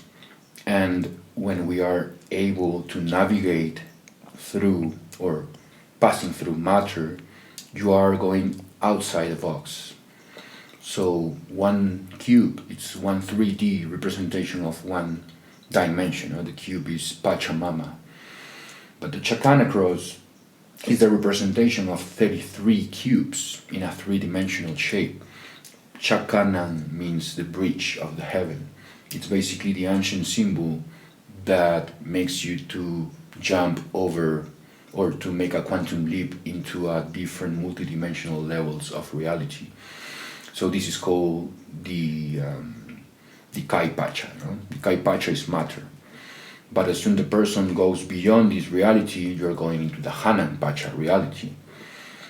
So now I am jumping from the 3D dimension into another form of reality that also it's here, but in a different way. So when the person it's jumping to different cubes, it's like navigating through different realms, through different realities, through different levels of awareness. So the person, it's like navigating through the different realities of creation, because this is reality, but also there is a different perspective of this area, from a quantum level. So as soon as the person starts like to see himself and the space and the universe from so many different cubes, you're creating a Chacana symbol, you're creating a sacred geometry, because you are learning how to go beyond these concepts, and you are allowing yourself to return to the origin, because you are going beyond of this, and from this comes from another level, and from this another level, and it's like diving into microcosmos or higher cosmos, and when you do that, you are like understanding that this is not all, that you are interacting with so many different realms and energies and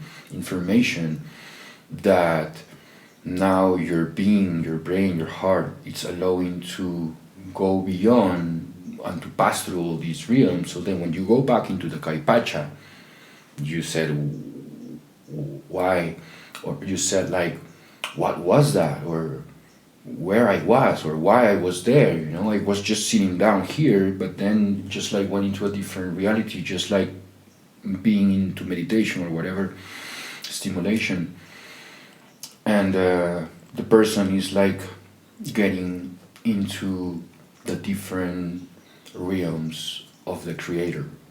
And according to Andean Cosmovision, the Inca should pass through the different realms of creation in order to go to the center, the circle, the Pachamama. So the cube is the 3D, it's matter. But as soon as we are jumping so many different realms, we are like passing the 33 levels of consciousness according the Andean Cosmovision, which is 33 realities, or 33 ways of, I don't know, like 33 perspective of this reality, in order to understand that we are the origin, that we are Pachamama, that we are like coming into the center, jumping through all these realities. So you're getting into more refined realms or density realms, but you're understanding from so many different levels what's reality. So you're not just like using your body to experience space and time. You're also using consciousness to experience energy, space, time, and matter. So according to Andean Cosmovision, that was the goal, that the person should understand that needs to remember and to pass through all these chakanas, bridges to different realms in order to understand that it's not just that. Understand that you are more than that. So you remember where you come from, know who you are and what you need to do here. Some of these sacred sites, like Ollantaytambo, or recently I went to, I think it's the Iglesia Naupa. Mm-hmm. There's a tremendous workmanship and technology there. You look at the rocks, and I mean, they're cut with such precision. And like Naupa, it's these kind of two structures that you see, which are just, again, cut with this unbelievable precision, and they very much stand out. And at least for me, but I think for a lot of people, there's a very different feeling when one is around those structures, because there's a different technology that's at work. Or you go to Ollantaytambo, and I mean, some of the sizes of the stones are unimaginable. I mean, even there's one that's laying on the ground that most people don't even see. It's enormous. It must be 10 meters or something in length. And so what is your sense, why were those sacred sites constructed, and why was there seemingly such a precision and a technology that went into those sites? Because again, like today, we don't do anything for no reason. Everything, as you said, there's a thought behind it, there's an emotion, so that it becomes manifested. So there's a tremendous amount of thought, a tremendous amount of a deep sense of wanting to create this site for something very specific. For me, as I see it, every time that I go into these places, I felt so important. I felt like I don't know, like I am like a king or like a god or like somebody so precious, so divine. So I think that the ancient cultures that did this divine, for me it's divine because it's so precise. It's basically, there's math on it, there's like perfect angles, shapes into the world, very complex, but every single stone has a reason to be there because it's like a puzzle, so why they got like to make so complex work and so perfect, even the joints, like it's so close that a piece of paper or a hair can cross. So I think that, as I see it, is that there are temples, that there are like high frequencies of electromagnetic fields, depends of the same place, because there's a ley line going on, depends of the minerals that these rocks has, depends of the elements that the Incans they were using at that moment, like gold, silver, in order to interact with electromagnetic fields in that place with that minerals in certain dates. So I think that from an energy level, when you walk around these walls, basically your DNA, your memory, your subconscious, as soon as you observe it, you don't understand, but your memory and your DNA is interacting with these divine codes that are on the wall. So for me, it's like a certainly hierarchy of royalty of Incan consciousness that only certainly people could be allowed in these temples because of that so magnificent, refined shapes. that's like a kind of projection of our own sacred geometry grid in ourselves. So I see it like that. When you walk around these power places and you see all these complex geometry, I think it's like a projection of the grid of the energy field when you are just able to see through matter, and you will see these shapes and these frequencies, this divine order. So I think that every single angle, every single piece of rock that is placed, in so perfect shapes, I think it's a kind of code, a kind of information that it's talking to our DNA. Just being sitting down there, or just like being walking around there, is telling us, hey, you're divine, you're perfect, you have this information, you're math, you're everything in yourself, So I think that's why they make so precise, complex, divine math and sacred geometry, because that's what we are. When we alter our consciousness, we can see that I have vibrations going into all my body, depends on what I'm feeling, and that's what I, for example, Ñaupa, that cave that has it's like an interdimensional door carved into the rock.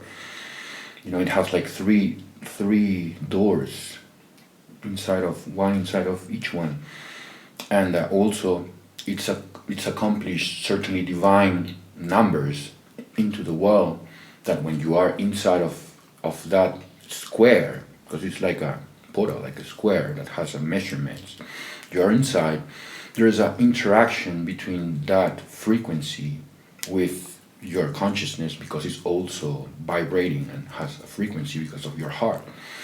So I think that the Andean sacred geometry has so much to do with our heart, with our electromagnetic field, with our DNA. As soon as we are touching it or paying attention into that, we are interacting with different information in the wall, with our DNA, our memory, our frequencies, So I think it's quantum codes are symbolisms that carries certain information, that just like being there, you're having a certainly interaction with these codes in the world, even though the person don't understand. But inside of yourself, we are carrying memory, DNA, and all that. So perfection. So I think it's a way to touch our divinity when we are in these places. So that's why there are so magnificent and precise places, but there are also places that hasn't the same work, but also carrying certainly energy too, and certainly a role in consciousness. So yeah, I see it as quantum symbols.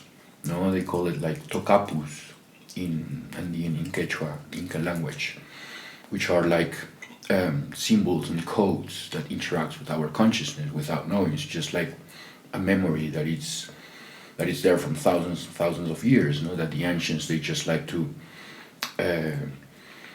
put it again, into the clothes, into the walls, into the ceramics, into so many ways, So I see it like that. It's more like a higher information that is interacting with our memory, even though we don't understand. So it's affecting us.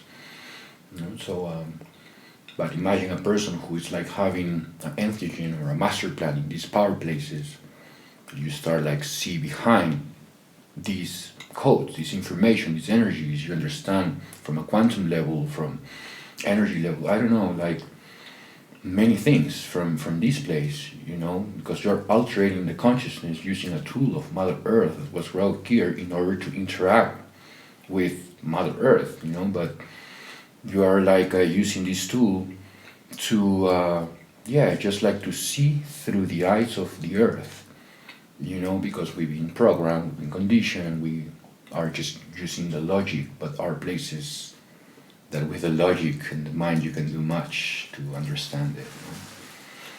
So that's more the Occidental way of thinking, to see things from a more scientific aspect. But in the Andean, when you see these things, the mind doesn't help too much to understand it. You need to see it from la lógica trivalente, which is 3 aspects. It's, from energy level, from quantum level, from matter, from so many different ways, and I think the heart can understand so many things, and I don't know, like basically these power places are a heritage from my culture in order to use it and to understand the many information that they're carrying, That's why it was called Cusco. It's a word from the Spaniards, but the real name was Cosco, which is navel or, my belly button, which connects my umbilical cord to my mom.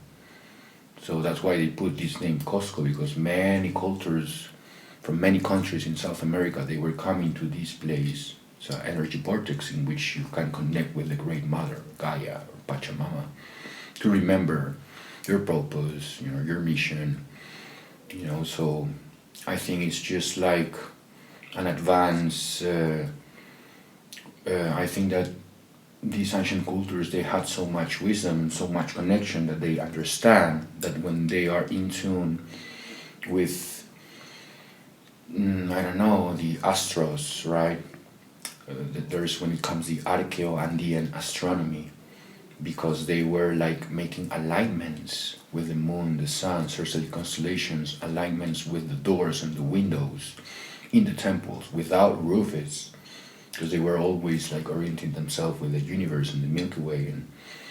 And what is amazing is that they were like solar initiations, and they like understand that these alignments with the sun and the moon, it's creating a certainly type of energy or frequency that interacts in a certain moment in the year with the ley line, with the temple that is being done with gold and minerals and certainly alignments with which the light of the sun is going to pass through in completely darkness, using gold to reflect more the light of the sun through the window, going to touch the mirror of gold, and it's going to create more light into another mirror of gold. So this is amazing because they are like reflecting the sun of light through windows, through temples, creating more light, more density, reflecting the sun of light through golden mirrors in windows.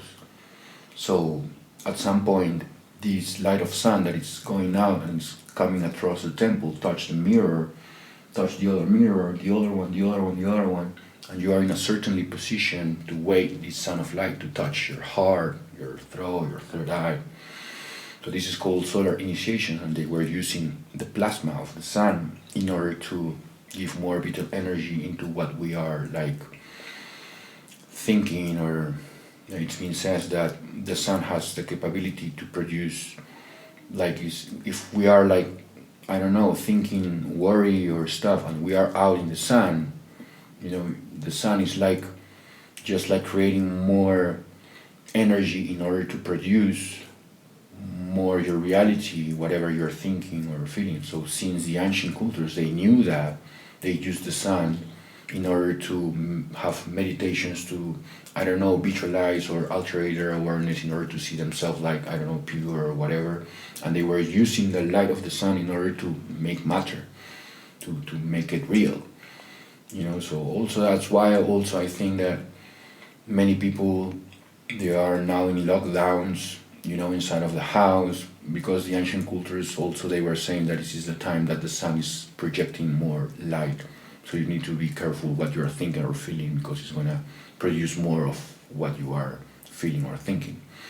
So in certain dates of the year, the Incans, they were using the power of the sun, because they knew that these alignments is creating certainly energy for you to keep, strong, or, so this was called solar initiations, and there are several places in which you can wait these alignments of the sun to come through this, closer space, like dark space, but there's windows that it's aligning with the sun, so the sun pass through and can like interact with consciousness, So I think this is things that many cultures they were doing, Egyptian, Aztecs, Mayans,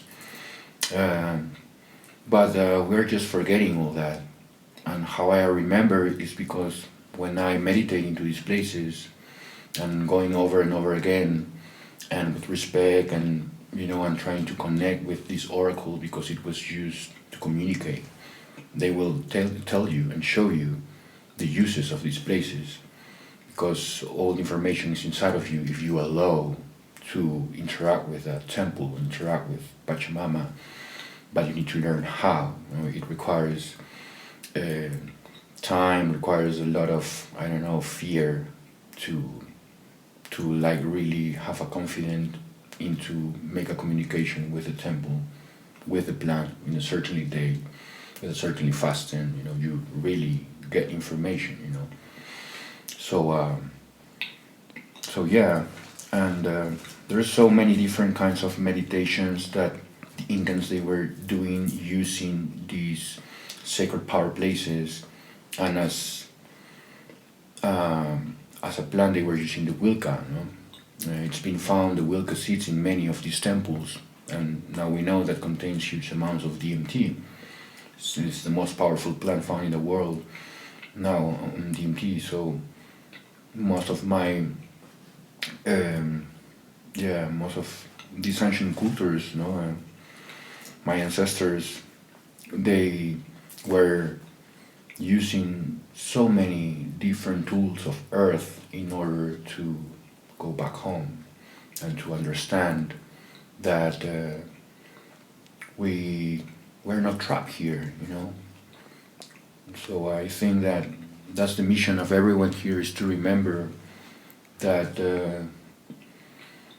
we're just creating concepts and beliefs and reality through our awareness, and there's no one whole truth. It's just like there's so many millions of people, who I am to say, no, that's not true, It's also a perspective, an expression of God to experience life.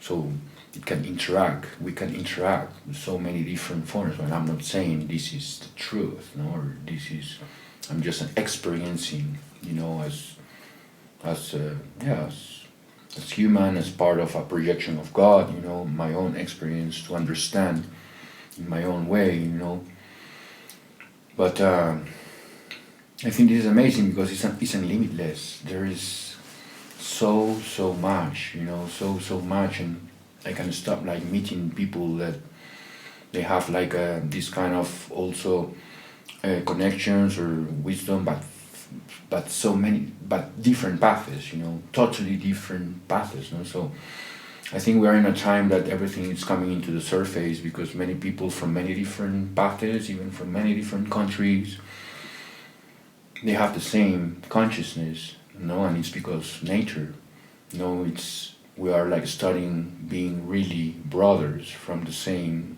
mother, because it's different languages, different, but it's the same awareness, in so many different cultures, countries.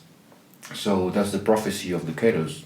The eagle and the condor are going to fly together, and that's why we came out, because it's a time that now the wisdom of the north, not the wisdom of the south. You're from North America, I'm from Peru, so you're the eagle, I'm the condor.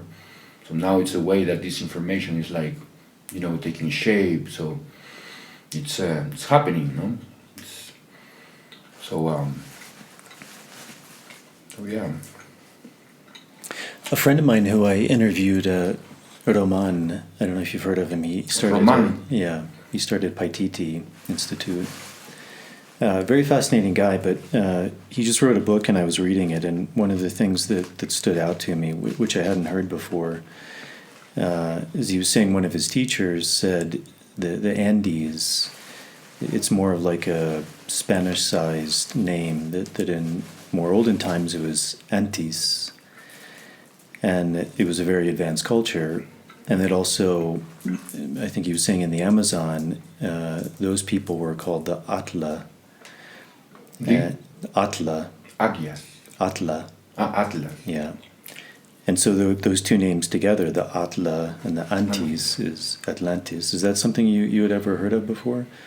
Because also it's quite fascinating because Atla it's a word you find all over the Americas. You find it in Mexico too. In Nuatla, even though the word, the Nuatla, or like Quetzalcoatl. Yes. And from my understanding, it actually represents like the serpent.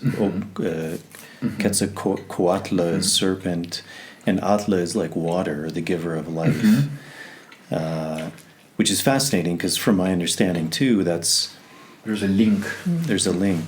And even this idea of Quetzalcoatl, like when Cortez came, it was this idea that he was this like lighter skinned guy with a beard, which came from their legends of these more advanced people, the Atla, the serpent people or the water people.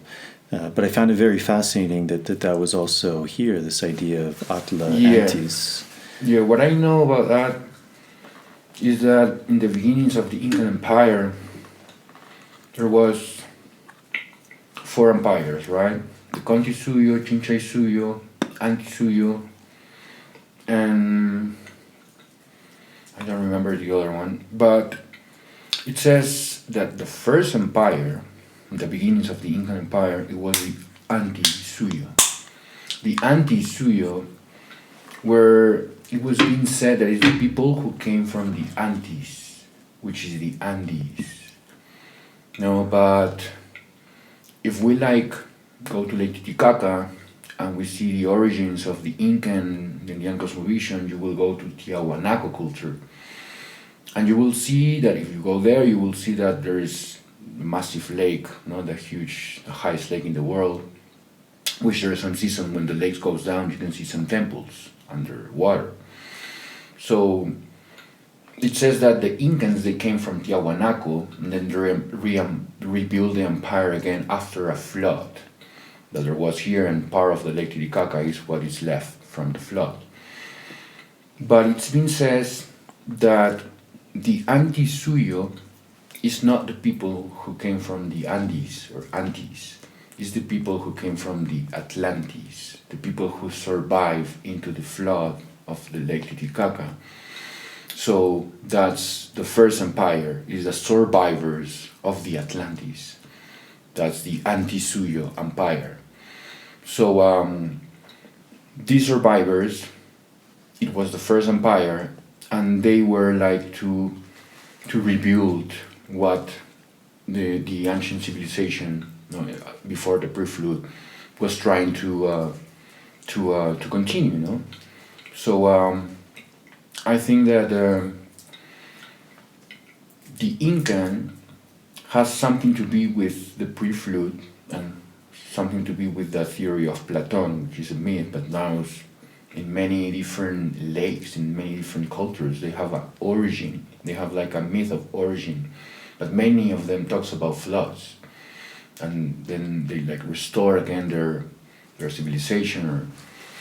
So I think that in the Andes there was a huge kind of race, or thousands of years, human were interacting with different kind of beings and races, and according to the Andean mythology, there is a priest called the Inca Amaru Muru, which is the Amaru is the serpent in Quechua, so the serpent priest. Amaru Muru came from Mu. Mu is the ancient Lemuria before Atlantis. Before Atlantis was came. So it says that the Inca Amaru Muru was a survivor of this first civilization, the ancient Lemuria, and he was carrying a tool, the sun disk. And this sun disk was a tool from this ancient civilization that has the capability to change the weather, to change the position of the sun, big stuff, that now in science, now quantum physics, now we know that the government system, they can play even with your genes, they can create,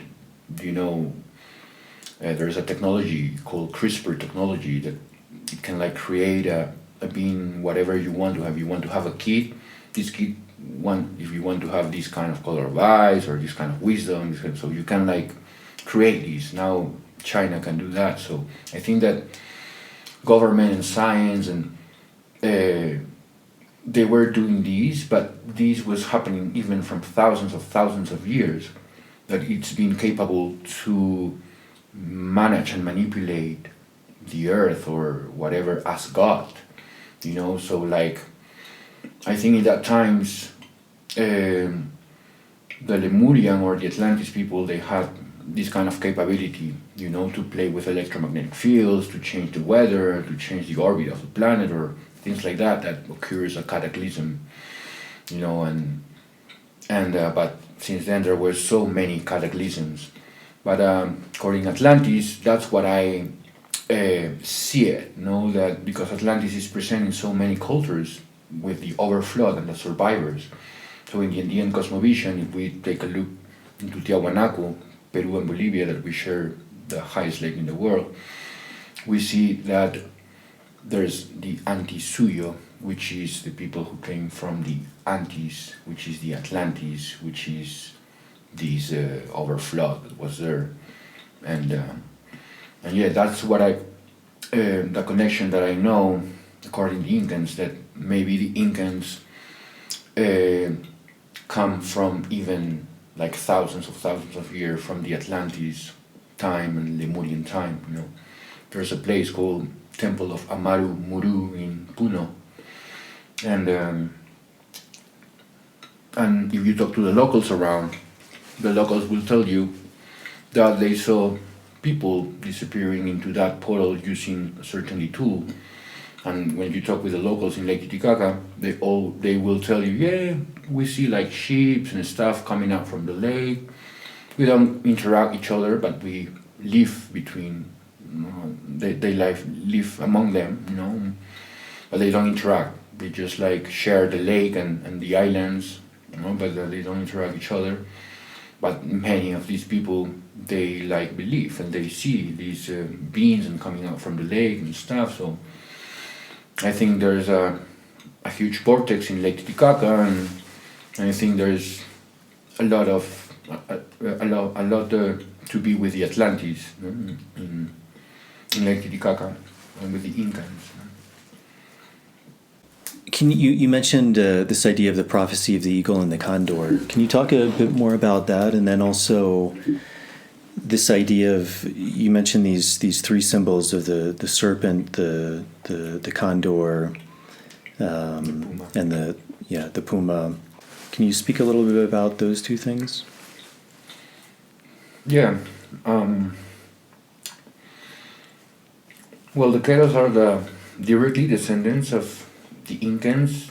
They've been hidden till that time when Spaniards arrived 500 years ago. These people, they live up in the hills, and they were being hidden till 80 years ago, more or less, they came out.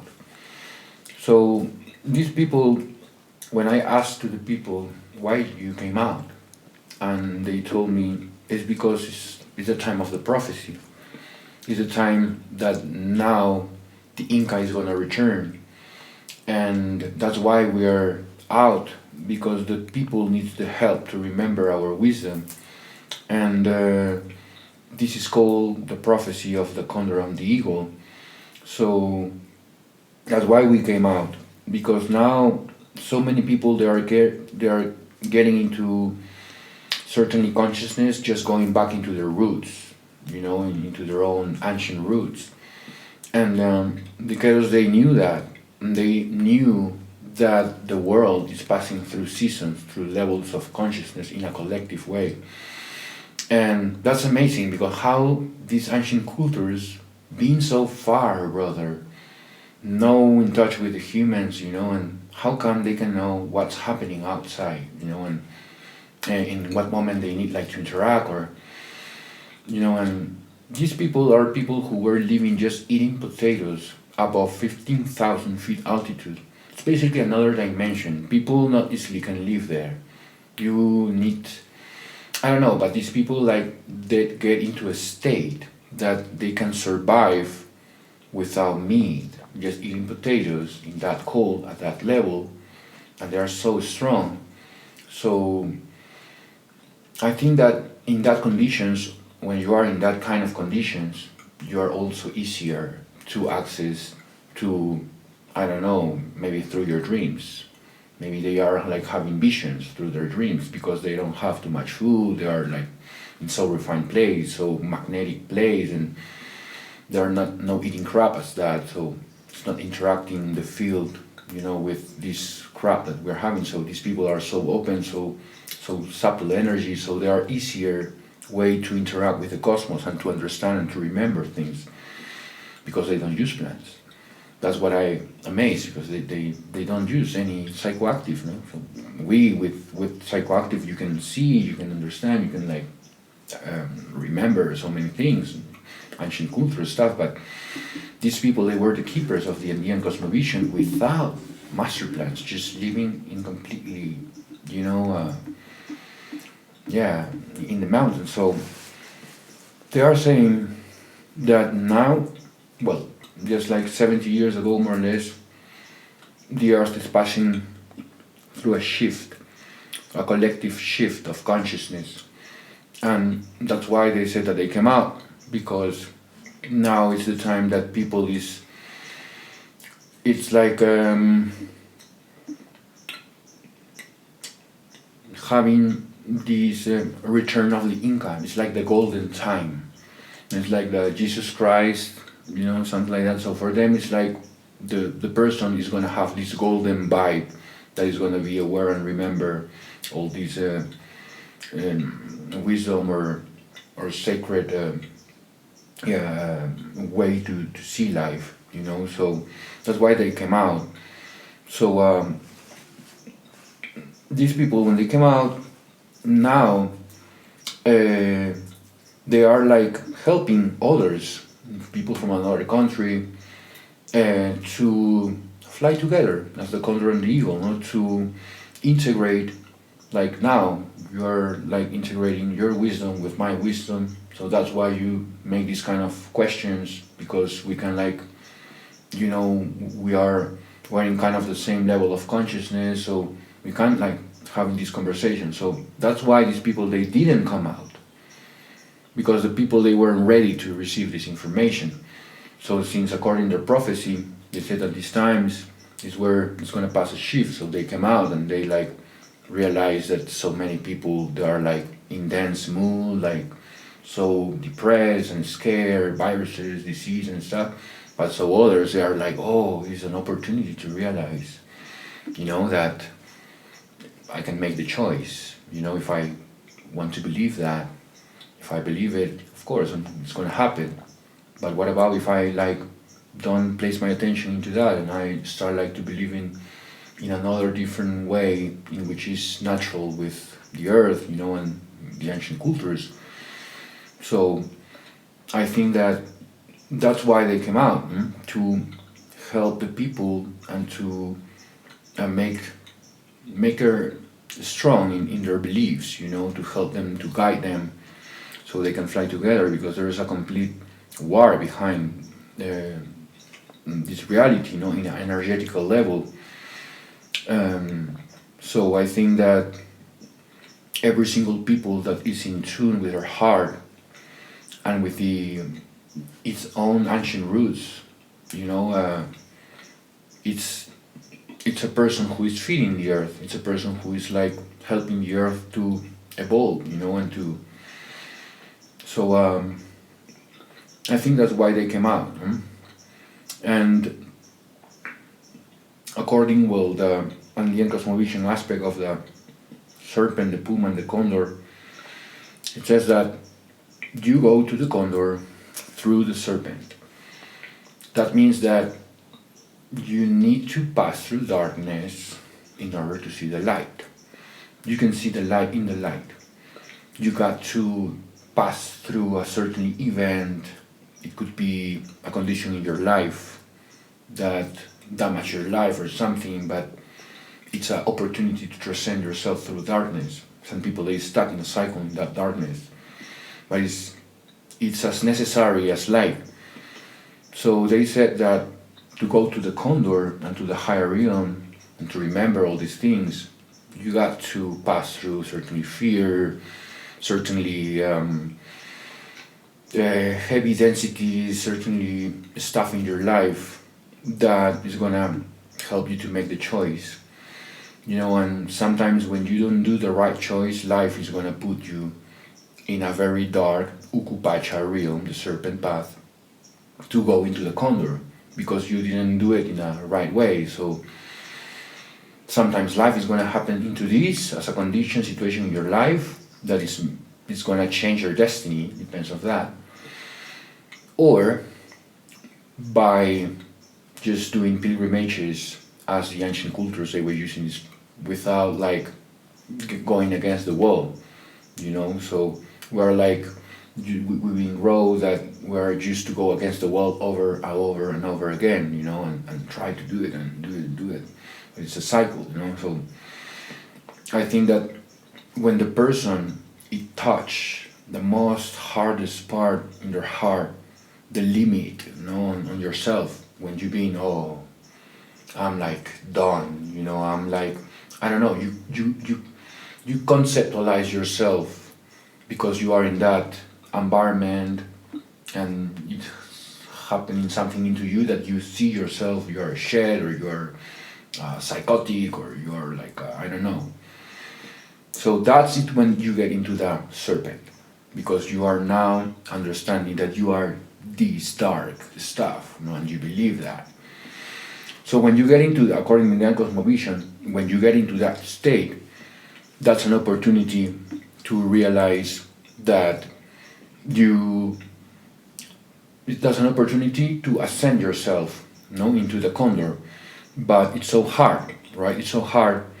So that's why the ancient cultures, they were first teaching the people Andean Cosmovision, how it works, all these energies, how it's interacting, all these, for you to pass first through darkness in order to face your own fears, to release the density, the hucha, all these. So once you pass through that darkness, in a power place, in the womb of the earth, in a cave, you're releasing, you vomit, you scare, you shout, and then you come out. If you get to pass through this state in the earth, then you come out, you have a different level of consciousness, because the place, the serpent, the womb of Mother Earth, that temple shows you deep things inside of yourself, hard things, traumas, fears. So that's the serpent realm. The serpent is the subconscious, is the darkness, is the fears, is the density, and it's applying all different levels in situations, conditions, work, in biology. The serpent is my biology inside. I have organs, I have cells, everything is going on, but I can see it, it's inside. So the serpent represents the energy inside, represents everything that is inside. So when we explore and we understand that there is a serpent realm in us, we are capable to integrate it into the Kaipacha, which is the body, matter, which is this reality. So it's about to understand that all the time the person as spirit is passing through upside downs, as chakana, of the Ukupacha and the Hanenpacha. Ukupacha, Hanenpacha. But some people, they like to be only Hanenpacha. They're just practicing religion, spirituality, mantras, meditation, food, but I think that according to Andean Cosmovision, it says if you want to go into the condor, you got to meet the serpent. You cannot feeding yourself with light and or refined energies because you think that's the way, But when you are placed in the other side, then all these things that you learn there, it doesn't work here. So that's what it's about, is to make the dance between what you're learning in the light, and then if you are in a certainly conditioned situation, you need to dance with what you're learning, light on darkness. So then you have both, and you're not just in dual, oh, I'm this, no, I don't want to touch these. It's necessary to interact with darkness in order to know how stable we are, how strong we are, how powerful we are to change the electromagnetic field of the environment, just being in a completely dark side. So it's like levels of frequencies of vibration according consciousness in order to understand darkness and light, and to use it in the Kai Pacha, which is this real. So whatever I do in the Uku Pacha and whatever I do in the Hanan Pacha, I got to integrate here, because many people, they see, I passed through this experience and now I know this experience, but they are still going into a very, straight line, not looking here and not looking up. Because they know there and they know there, and they wanted to, it's about to go like this, to experience the whole cross of the Chakana, the whole different levels, So I think it's like a dance, and that's why these power places was made for, to understand that through darkness you see your light. Now science, they can know that just being in completely darkness for 3 days, you segregate huge amounts of melatonin. And melatonin becomes in pinolene, which is an endogenous Maui, a suppressor. It's like what ayahuasca vine gives us. So if you are in completely darkness for 3 days in these caves, like in the Zone X, Nyalpo, or whatever places, you are at least 3 days there. At some point you're going to open your third eye and you're going to start to see through darkness, creating melatonin, pinolene, and at the end DMT, just through being on darkness. So now this is proof, because now we know that different stimulations through nature, that you can create sacred neurotransmitters that allow us to access to different information, So I think that the three realms of the Uku Pacha, Kai Pacha, and Hanan Pacha, it's about to dance in between all these realms and not to be attached in one of them, or not to be, identify of one of them. You are all of them, and that's what we need to understand. So some people, they do these practices, plans, and just because they don't want to touch the darkness, and I think it's a process. According to Andean Cosmovision, they said that in order to ascend to the condor, you need to go into the darkness, and it should be through, through an ayahuasca experience and screaming or whatever, or it should be by dieting in the mountain, or it should be by meeting someone who is going to change your destiny. So many different Uku Pachas that can give you the choice to dance with the Hanan Pacha and integrate it in the Kai Pacha, which is this real. So that's how I see it. And then with the serpent, when you walk around all these power places, you see a lot of serpents carved on the rocks, in the temples. And the serpent is being seen as the wisdom. So darkness is the way to see the light, is the way to see your wisdom. It's like the bridge to teach you how strong, how confident, how you can be light in darkness.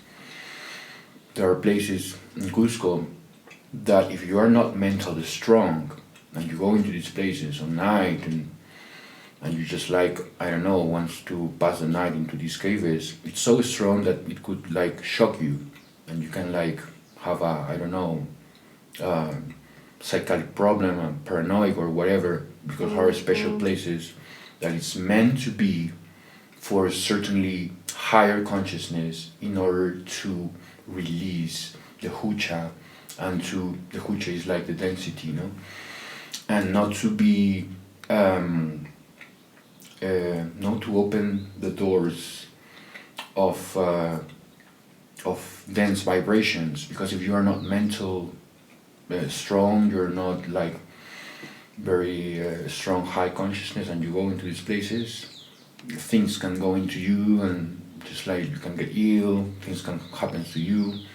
So are powerful places that is just meant to be for people who are very well trained in the spiritual realm, so they can go into the ukupacha to experience darkness and to transcend themselves, and they come out by a vagina shape into the womb of Mother Earth as a new level of awareness.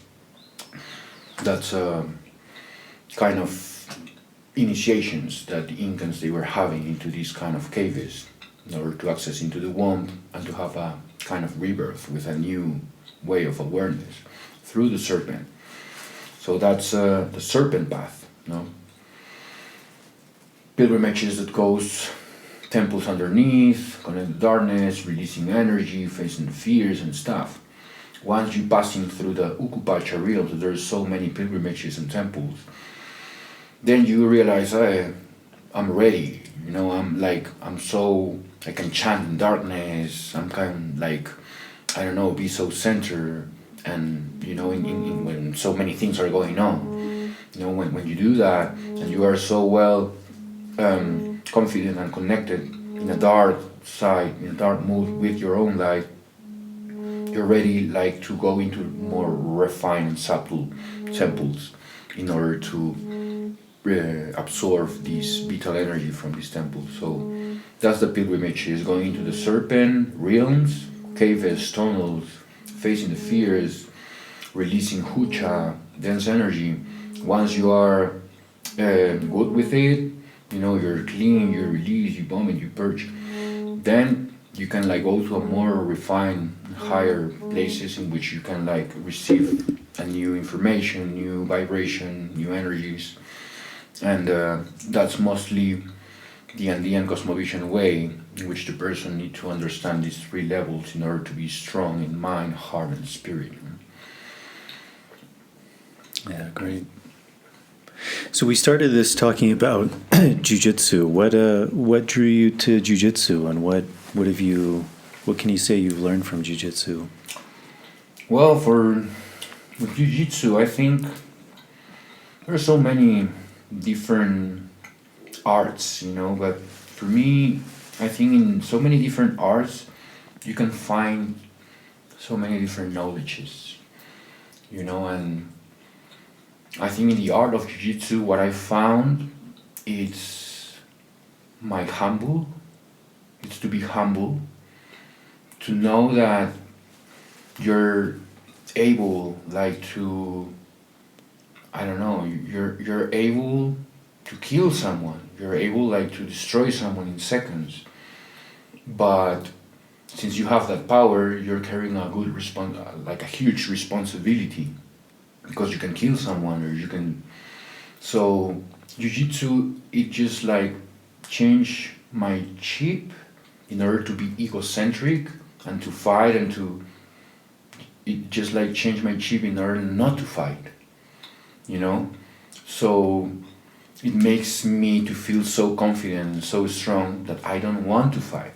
I don't want like to insult or to generate a fight, you know, because I know that I can like, you know, put in this person in a really, you know, bad position that I can damage him, you know, but that makes me to choose, you know, at that moment, to feel my vibe, to feel what vibe I'm choosing at that moment. If it comes to hurt, or if it comes from peace, you know, and to not to damage him, just like to control the situation, you know. So I think that has a lot to do with the ego, you know? A lot to do with with your breath, with your vibe, with your anger, you know. So jiu-jitsu for me, it just like helped me to be centered in so many, in all the time, you know, all the time, because it's like a tool that it doesn't require too much to do, you know. It requires like to feel the person, you know. So when you feel it, you know which direction you got to take, you know. so without like harm. So I think that jiu-jitsu for me is a philosophy that teaches you a lot, too much, a lot of your ego, your I think that, your ego. If you want like to attack, or you want like to attack from defense, or if you want just like, I don't know, to control him, or just to make him tired. There's so many directions, that you can, but so many people, they use jiu-jitsu just like to finish him, just 10 seconds, it's done, It doesn't require heat and kicks, and so you can use it for so many things, So I use jiu-jitsu to suppress more my mind, to feel more my body, to feel more my heart, to feel more my emotions. Sometimes you want to react, sometimes, so it puts you right in that state to choice, from where you want to submit in, why you want to do that, because you want to submit really quickly, or, so it just like gives you so many different options from where it comes, these kind of, I don't know, what you want to do with it, you want to harm, you want to control your breath, your ego, you want to know about defense, or, I don't know, your breath. So, for me that's how I see jiu-jitsu, it's an art that just show me my patience, my reactions, my strength, to use my strength, Sometimes we're using strength when we don't supposed to use it. So it teaches you that there's another path, There's different paths to go into that same level, and which doesn't require too much complex. It's the same as the myth of the condor and the hummingbird with the Andean Cosmovision aspect. That it says that the condor was like challenging all the birds and saying, hey, I am the most big and strong bird in the world, that I can fly so high that I saw the heaven's door, but you are so tiny that you can fly so high that you couldn't see the heaven's door. And the hummingbird says, hey, but I saw the heaven's door too. Yeah, but how come if you're so tiny you can fly so high? Okay, let's do a challenge, he says, the condor. Tomorrow all the birds, we're gonna meet each other and we're gonna make a challenge with a hummingbird. If both of us we can fly at the same time, and if it's possible to cross heaven's door. So the next day the condor appears, all the birds was there, but the hummingbird wasn't there. So all the birds was waiting the challenge to happen, and the condor says, okay, so the hummingbird is not here, I'm gonna show you that I'm gonna cross the heaven's door, so I'm gonna do it for you and for all you. So okay, I'm gonna start like flying. He was starting like flying so high, so high, so high. And at that moment, he was planing. When he just saw the heaven's door, the condor was planing, and from the wings, the hummingbird comes out. He just like crossed the heaven's door. And that told me a Keto, in the end.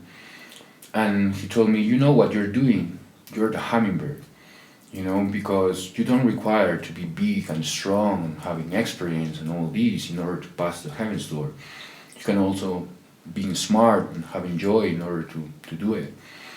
So for me, this methodology teach me that you don't require the same, features or abilities to get to a certain goal. So you can also be as tiny and short with not too much experience, but if you're smart and have joy and you are in tune with what you're doing, I think that you can get also into that state. So that's a really nice mythology from the Andean, and the condor and the hummingbird that tells you a lot of when you do something, from what kind of energy you're doing this, from the ego, from the dual aspect, or from what? From just makes you feel you, or for competition or gaining, So yeah, it's just like the different, in different arts, in different stuff, just human can like make a choice with what kind of vibration you're doing, what you're doing. So for me, Jiu-Jitsu just teach me a lot about my ego, my patience, to learn how to wait, So yeah, and also my breath, my body, my resistance, my stamina, So yeah, it's a lot like to gain from arts, especially from Jiu-Jitsu. Great, Stefano. Well, we're coming up on 3 hours. Oh wow! That's cool. If people are interested to learn more about you or your work, how can they get in touch with you? Yeah, well, they can find me through Andean Encounters. It's my sustainable tour operator, which I make projects with the communities. And it's non-conventional places off the beaten path based on Andean Cosmovision and supporting the locals.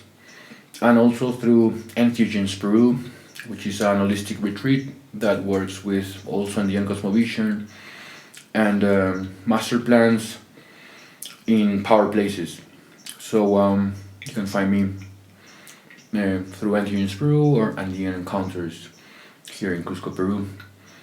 So thank you, Jason. Thank you so much to invite me to have this beautiful conversation.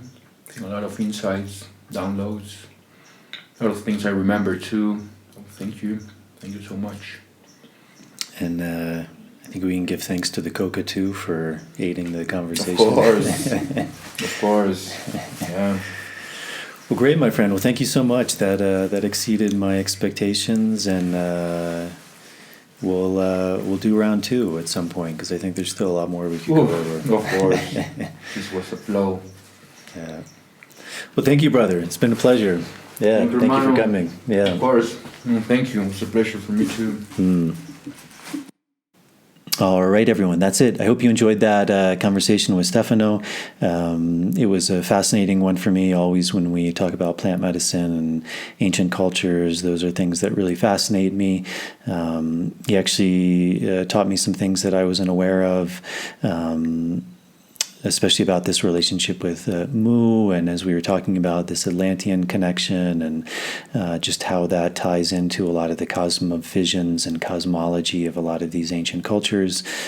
So I find that stuff very fascinating. So I hope you enjoyed it. As always, if you are able to support this podcast, that's a really big help to me. Patreon is a really good option. You can sign up for as little as $1 a month. There's different tiers you can sign up for. Those tiers give you different things back, early access to shows, bonus material, Q&As. So that's a really big help to me to continue to bring on these guests, much like Stephano was talking about this in this Andean Cosmovision, this idea of Aini, of reciprocity, that if you feel like you're gaining something from this, then being able to give back in that way, and then also receiving something back. So I'll put a link to that in the show notes. There's also the ability to direct donate via PayPal, and the YouTube channel has an option now to join the channel as well.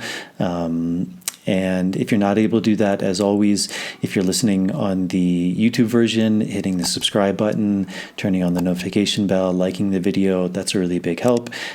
Feel free to leave any questions or comments in the comment section. And with the audio version, going on Apple Podcasts, leaving a starred rating and a short review, that's a really big help. And also now Spotify has the option to rate and review, or I think just rate the show actually. So I think that's it. My next episodes, I'm not exactly sure of. I think I'll be releasing an episode that I did with my friend Mike on his podcast, Mikeadelic. And then after that, I'm still unsure the exact order of the guests. I'm actually going to do a dieta myself for a couple of weeks, so I'll be offline. But when I get back on, there'll be some good people coming on. So thank you all for tuning in. I hope you enjoyed this episode, and I will see you all on the next one.